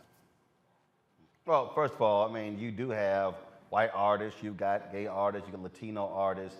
So, but I know, but the equivalent. Well, first of all, when you say equivalent, you got somebody who's in music. He was married to a Kardashian. He's got a fashion line. So I mean, so that's it's not a comparison. They will bring in Lil Wayne with no record on the charts. Again, or no nothing. But again, but you understand what agenda is. I mean, that's what you know exactly what their agenda is. The thing here, Omakongo, that jumps out at me. You saw how they oh my goodness. I mean, we look like fools. This is what happens when you go on air. No one will tell you talk about. All they had to do was lead with that woman who brought in the actual tweet, and their whole conversation would have been different.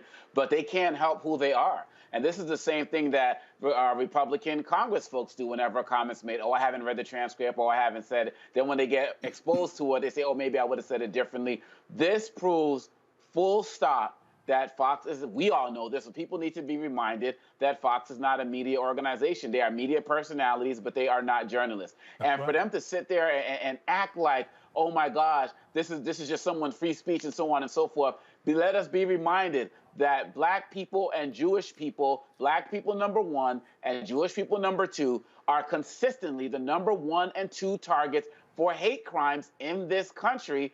And it has been on the rise over 200% over the last 5 years at different points. So these words matter, and you have to call it out when you see it, and you got to do your research.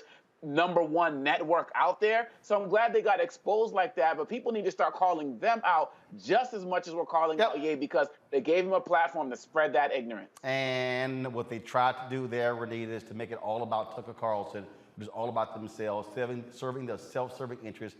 Well, no, he was the fool who made the comments. And yeah, Tucker's been real quiet over the weekend on his Twitter feed because, see what happens when you talk to Ye? And then now he's Nay. Yeah. And you know what? The thing is that anti-Semitism is rampant on the right. And they agree with the values of anti-Semitism, but they can't say it because white supremacy knows today that they have got to keep every white-looking person, white-adjacent person, anybody who's willing to roll around in white supremacy, they need all the numbers because others, like, black and brown folks, we are outnumbering them. And so they're trying to keep every single bit of everybody that they can, even if they have to take a mini break away from that person. But the other panelist was asking about examples in other communities. This is what Republicans do and conservatives do and white supremacy does in general. Yeah, there are plenty of examples. They will get anybody who is willing to disparage a community that they have systematically attacked. So as somebody who is both queer and black myself, I can tell you that they regularly pull up Caitlyn Jenner to talk about transgender folks. They regularly, Herschel Walker's son. I mean, had you seen his videos before he came out and blasted his dad? He was talking all about how we don't need Juneteenth and black people should just stick with the 4th of July. He regularly talks about how we don't need gay pride and how that should just be abolished. So they're good at collecting folks from various different communities who will basically stand up and say, no, conservatives are not racist. No, they are not anti-LGBTQ. No, they are not anti-Semitic. No, they are not. Whatever type of shield they need, they have plenty of folks who are willing to do it for them. And Kanye and Candace are just the two that they're using right now. Julian, final comment real quick.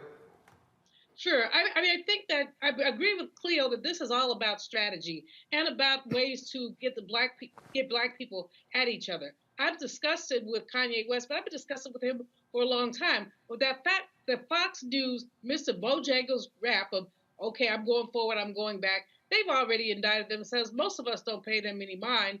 Candace Owens needs to be put up somewhere because what she said was silly. It was really silly. It made no sense at all. But this whole thing at some level makes no sense and is silly. We look at the state of Black America, the state of us in this economy. Why are we talking about Kanye West? Well, here's the deal. Again, the issue right here is not a question with Kanye.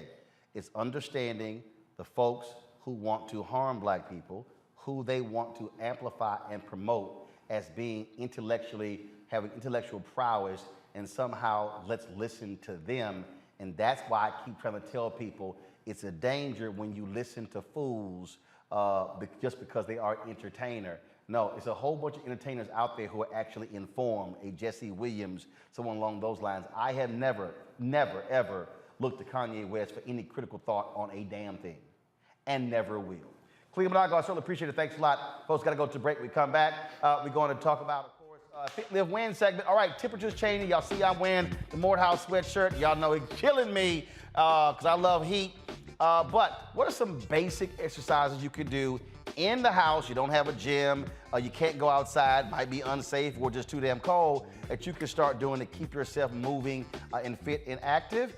My next guest will join us to show us some of the stuff that you can do. That's next. Roland Martin Unfiltered on the Black Star Network. Back in a moment.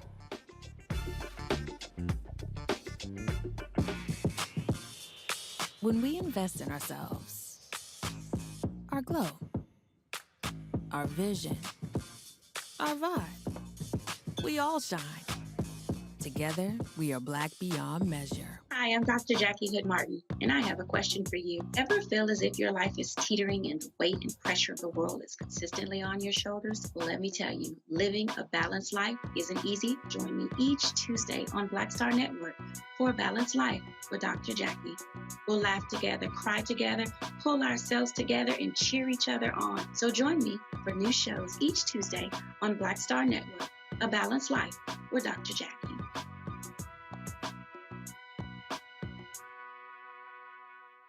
When we invest in ourselves, we all shine. Together, we are Black beyond measure. You know what's on the ballot. It's not just legislation and policies we believe in. It's democracy. Our democracy. There's a choice on the ballot between freedom and fear, between cruelty and compassion, between chaos and community, between voting or violence. And the end of rights generations have fought for. The extremists have a plan, a roadmap for a nation where your voice is silenced and your vote is a memory, where they count their votes and cast ours aside. That's why this year, this fight, this vote is so important. Register, engage, volunteer, fight back against the disinformation and despair, and most of all, vote. Because your vote is all that stands between our future and theirs. It's Kim Whitley. Yo, what's up? This your boy Ice Cube. Hey, yo, Peace World. What's going on? It's the Love King of R&B, Raheem Devon, and you're watching Roland Martin Unfiltered.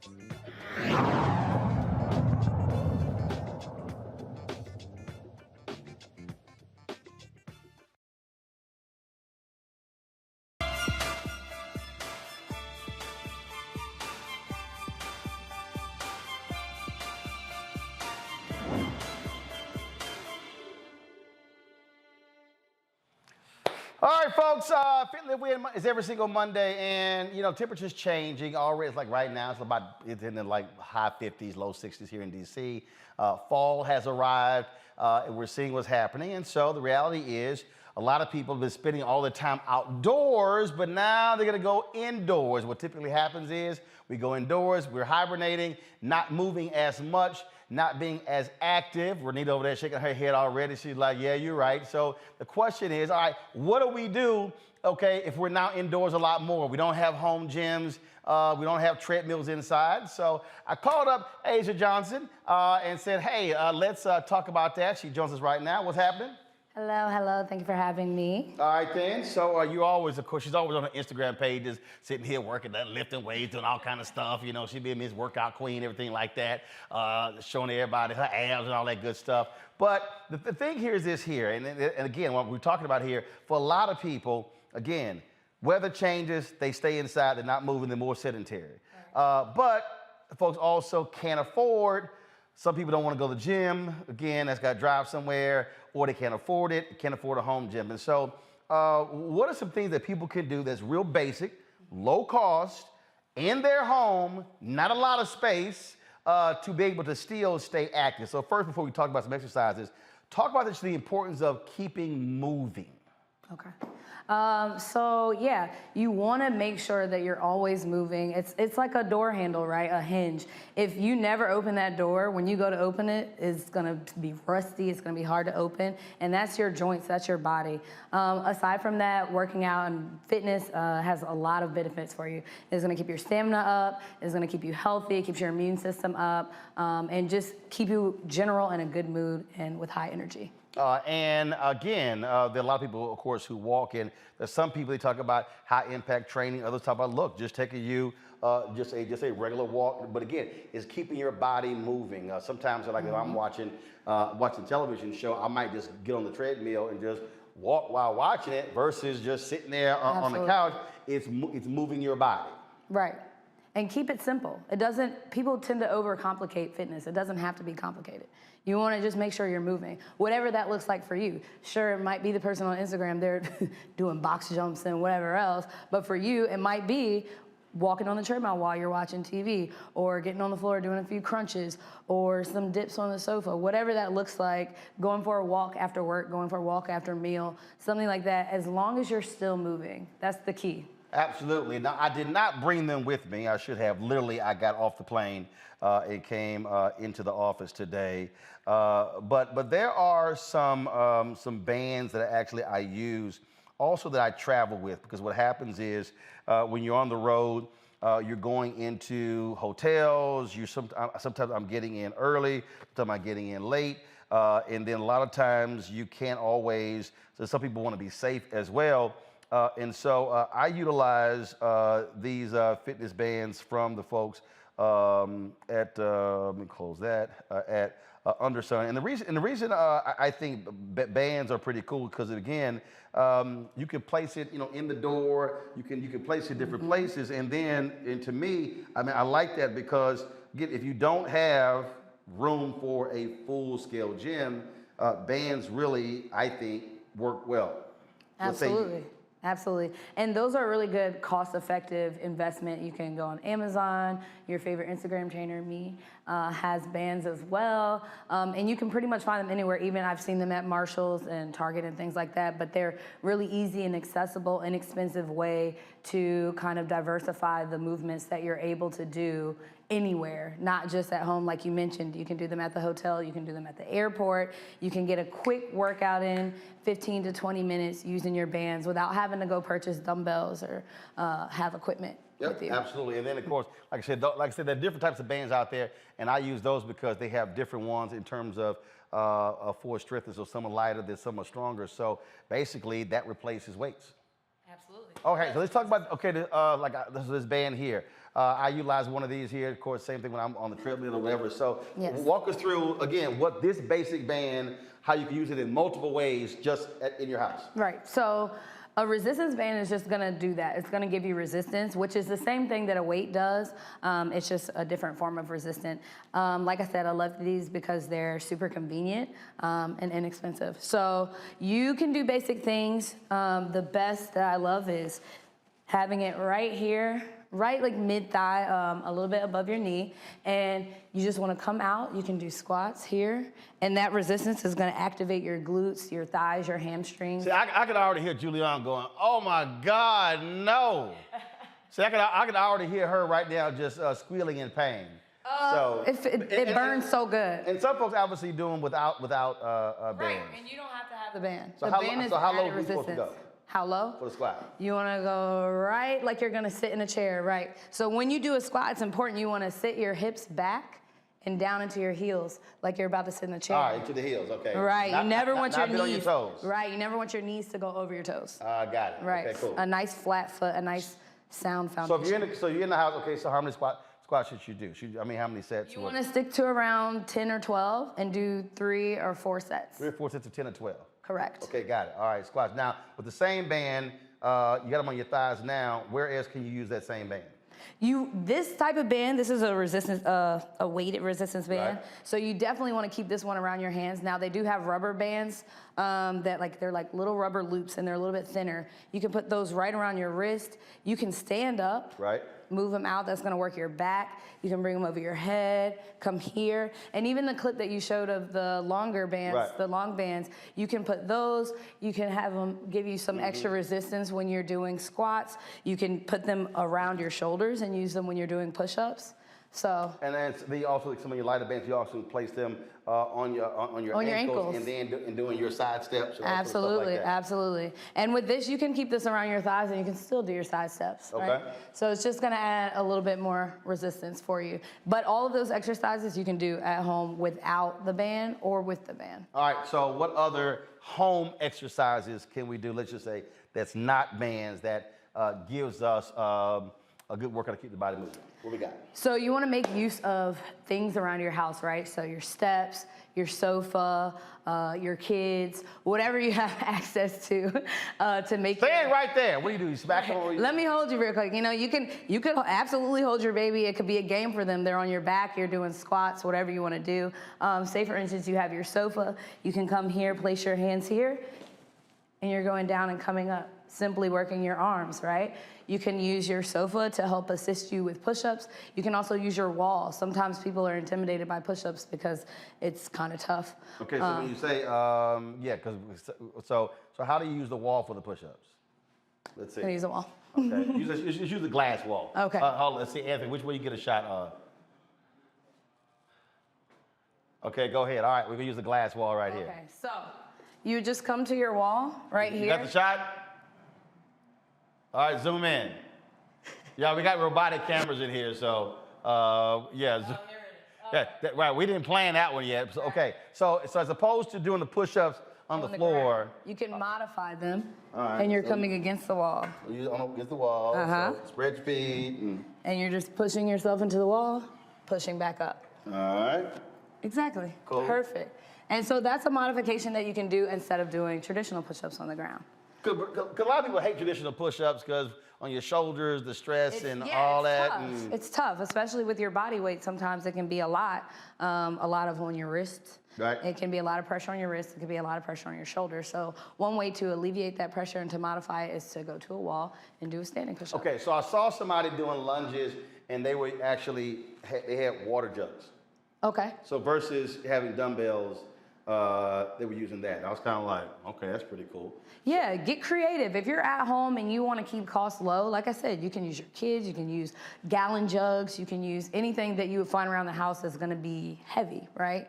You can even, I've seen people use heavy books. They'll get like 3 or 4 heavy books and use that. You can lay on the floor and do chest press. You can do a lot with whatever you have around the house. All right, so lunges. All right, so proper way to do a lunge, because I've seen some folks get real creative, and I'm like, okay, some people do the step ups, and then they're sitting here. Yeah. They're doing one leg, and they're going all across the room, and all sort of stuff like that. But you also got to be, because one of the things that I think about, stress on your knees and your back when you're doing lunges.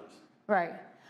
So you want to make sure when you're doing lunges, you can do, there's many variations, like you said, of lunges. You want to do the variation that works for you. So something more. Well, actually, the variation I think works for all of us is no variation. I mean, I don't know like a traditional lunge? No, it's called no lunge. Oh, no. That's not what works for all of us. We're talking about moving. You tell me, like, yeah, it's called no lunge. We're I'm like, that's the one. Moving. Right, I got you, but you said the one that works best for you. I'm just saying. The one that works best for you is a lunge. Oh, I'm saying no lunge. You are supposed to be moving too. Okay, come on. So what's the lunge? Okay, so the lunge, you want to step out. Good. Same Sit down into your heel. All the way down there? You don't have, my knee's not touching the floor. No, your knee wants to be right above the floor. All right, got it. There you go. Now press back up. That's a stationary lunge, right? All right. Or you can do a traveling lunge. So you're gonna come here. Traveling lunge? Uh-huh. All right. You're here. You bring that foot up. Go right in front of you. Hit another one. Perfect. All right. Okay. And then you just go across whatever room you got. You can go however much space you have. And come back. Exactly. If you don't have a lot of space, you can stay stationary and just alternate legs. You can also do a reverse lunge here. We're going backwards forward. All right. Now, it was funny. I was talking to when Avery Woodley was on, and we totally forget about it. Go to it right now, right here. The video playing. We always forget about jumping jacks. Yeah. So we were talking about cardio. And again, it was crazy. I was, we were talking, we were getting ready for her segment, and she said, oh, do 6 sets of jumping jacks for 30 seconds. And I was like, jumping jacks? And it just reminded me back to elementary school, junior high school. Yeah. And she's like, yeah, jumping jacks. She's like, it'll give you good cardio, heart rate gets up quickly as opposed to being on the treadmill or the elliptical. Absolutely. Did you do them? Yeah, I did them, but it was just when she said it, I was like, damn, I never thought about jumping jacks because again, and then we did it. It was like, yeah, it was real quick how fast the heart rate went up, and it did it for 30 seconds.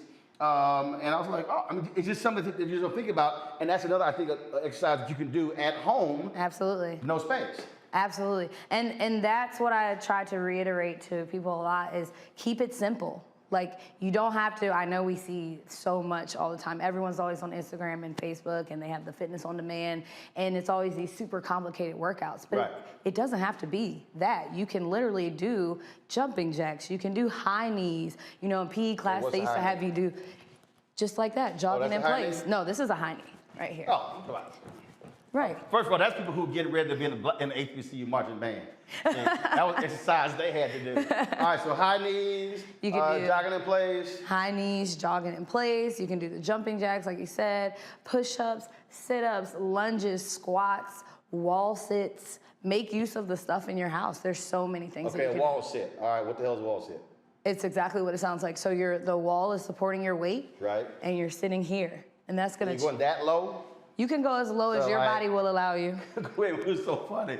I think it was Avery and Jim Jones. They were like, "Yeah, Roland, you're not going low enough." They're like, "That's a wall sit." It's like, no, that ain't it. That ain't it. It's like, you ain't going low enough. You want to get low enough that it's engaging your core, it's engaging your hamstrings. And I was feeling the hamstrings, and I kept telling, how you gonna tell me I wasn't going low enough when I felt those damn things 3 days later? I'm like, I was going low enough. Well, you have to push yourself sometimes.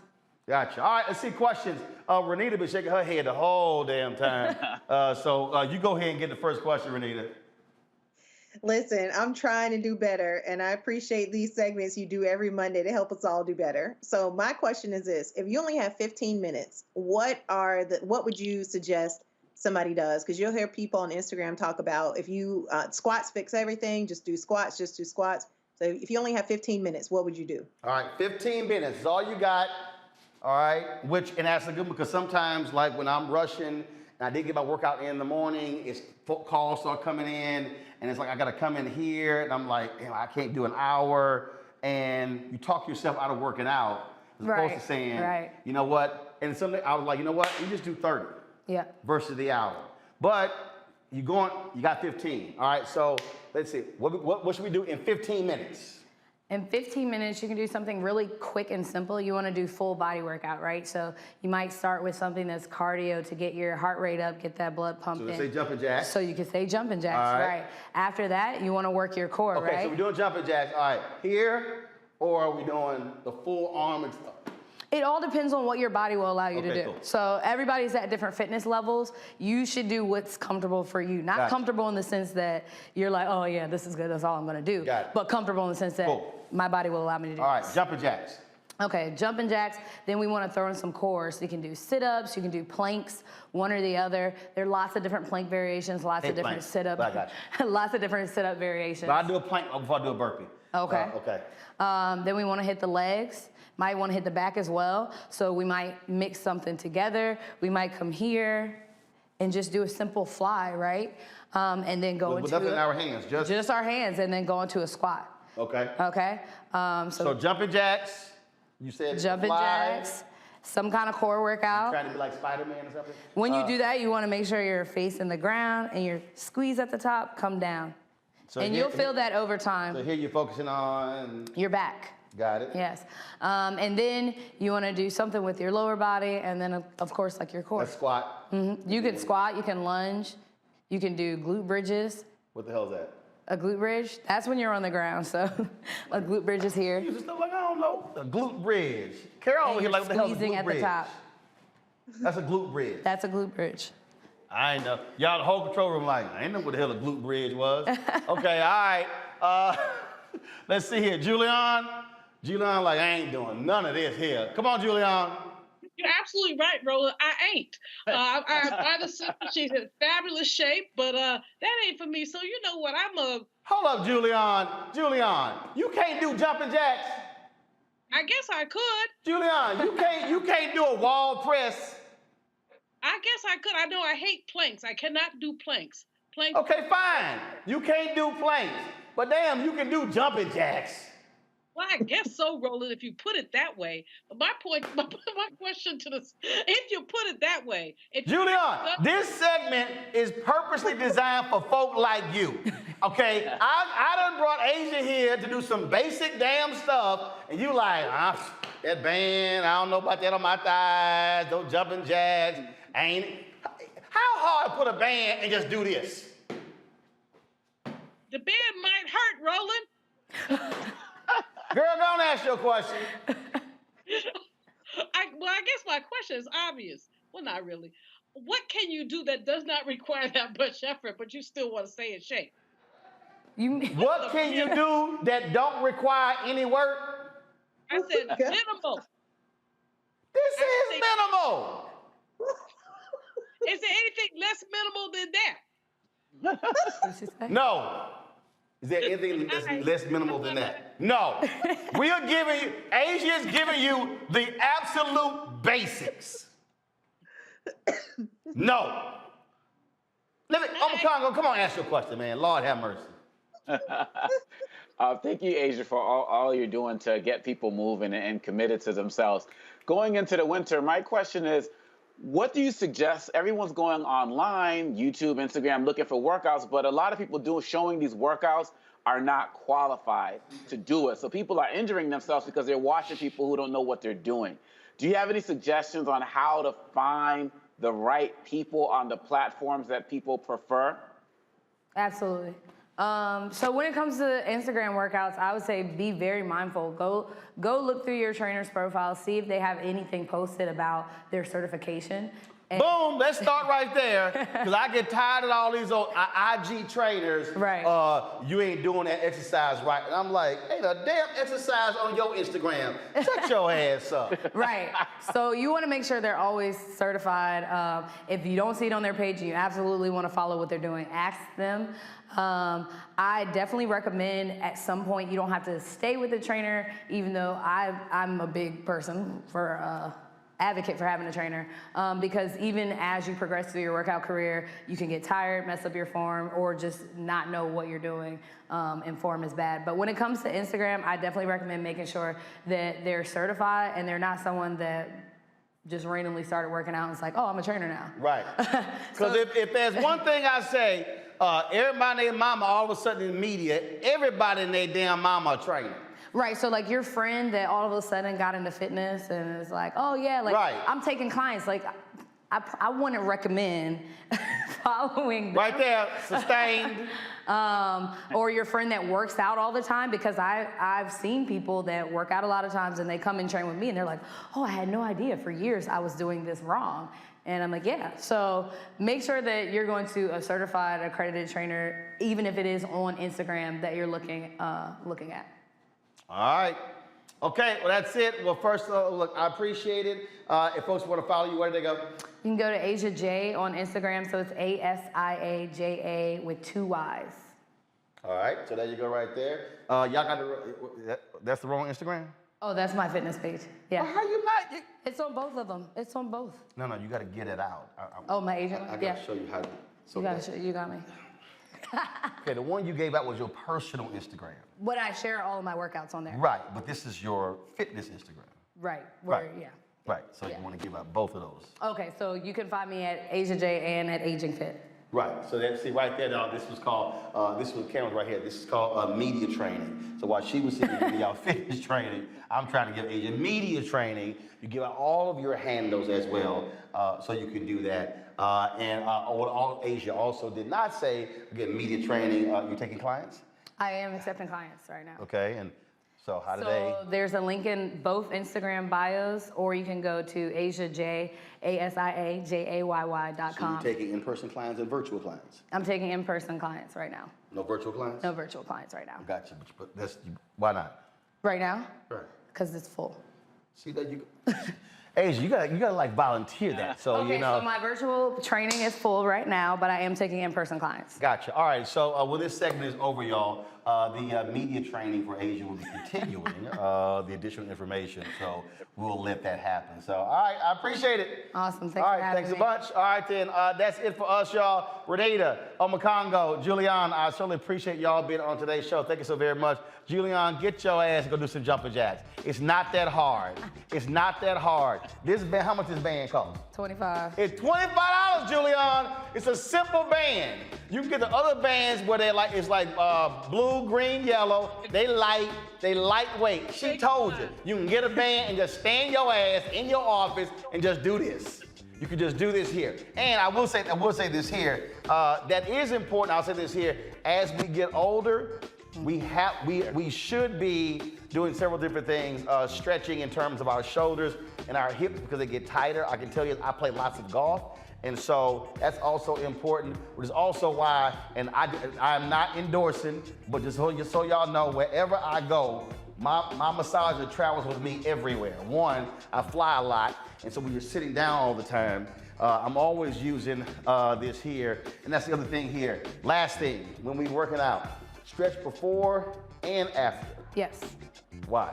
Because you want to make sure you're staying loose, your body, your muscles are warmed up. So before you begin your workout, you just don't just jump in right into it. You don't. You warm always up. want to warm up before. That's how you end up pulling something. Muscles get tight when we're sleeping, laying down, sitting.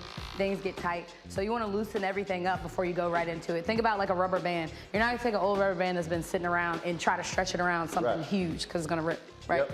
So you want to think about your muscles the same way, kind of warm it up, get it pliable, and then begin your workout. That's why I always use my massages, so for my hips, flexor, open them up, also for shoulders or the back as well. So this stays in my golf bag. So before I play, I use this.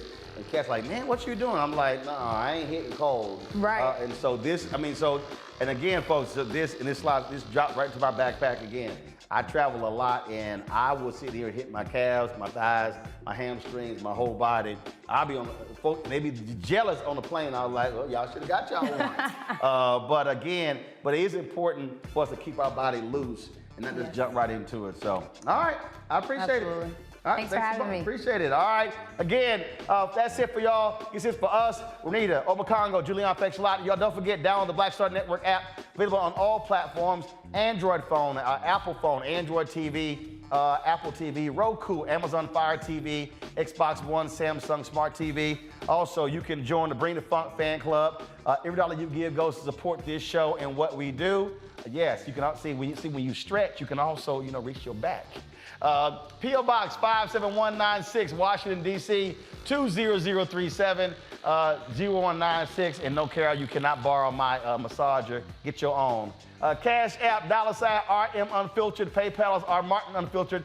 Venmo is RM Unfiltered. Zelle is Roland at RolandSMartin.com. Roland at RolandMartinUnfiltered.com. And get your copy of my book, White Fear, How the Browning of America is Making White Folks Lose Their Minds. Available on all platforms, please, so you can get that. You know how we do it, y'all. And so you can also order from a black bookstore. Download it, please. You can download it as well from the great folks at, hold up, I'm doing something else, y'all. From the great folks at Audible. And last one. Let me see here. Tomorrow, I'm going to be at Morehouse College tomorrow, y'all. Of course, having the conversation there. Y'all should be seeing the flyer right there. So look forward to with my man, the Black Men's Research Institute series, with my man, my frat brother, Dr. Walter Kimbrough. So be sure to check us out. And so I'll be there. Folks, that's it. I'll see you. Where you going? Wait to get back over here. I'll see you tomorrow. Yo, where you sneaking off? Where the hell you going? All right, y'all. I'll see you tomorrow. Roland Martin Unfiltered. I was in the show. You know how I end the show? Yeah. How I end the show? I don't know. You tell she don't watch the damn show. I was in the show and I say holla, okay? Okay. And you gotta holla it. 1, 2, 3. Holla! Holla. What? That was a tired. You didn't like that? You That didn't was like a tired ass holla. I want to yell. That's the whole point. Holla like that. That's what it. She went howl. Holla. That's what I'm saying. That's what she went howl. Holla. All right. 1, 2, 3. Holla.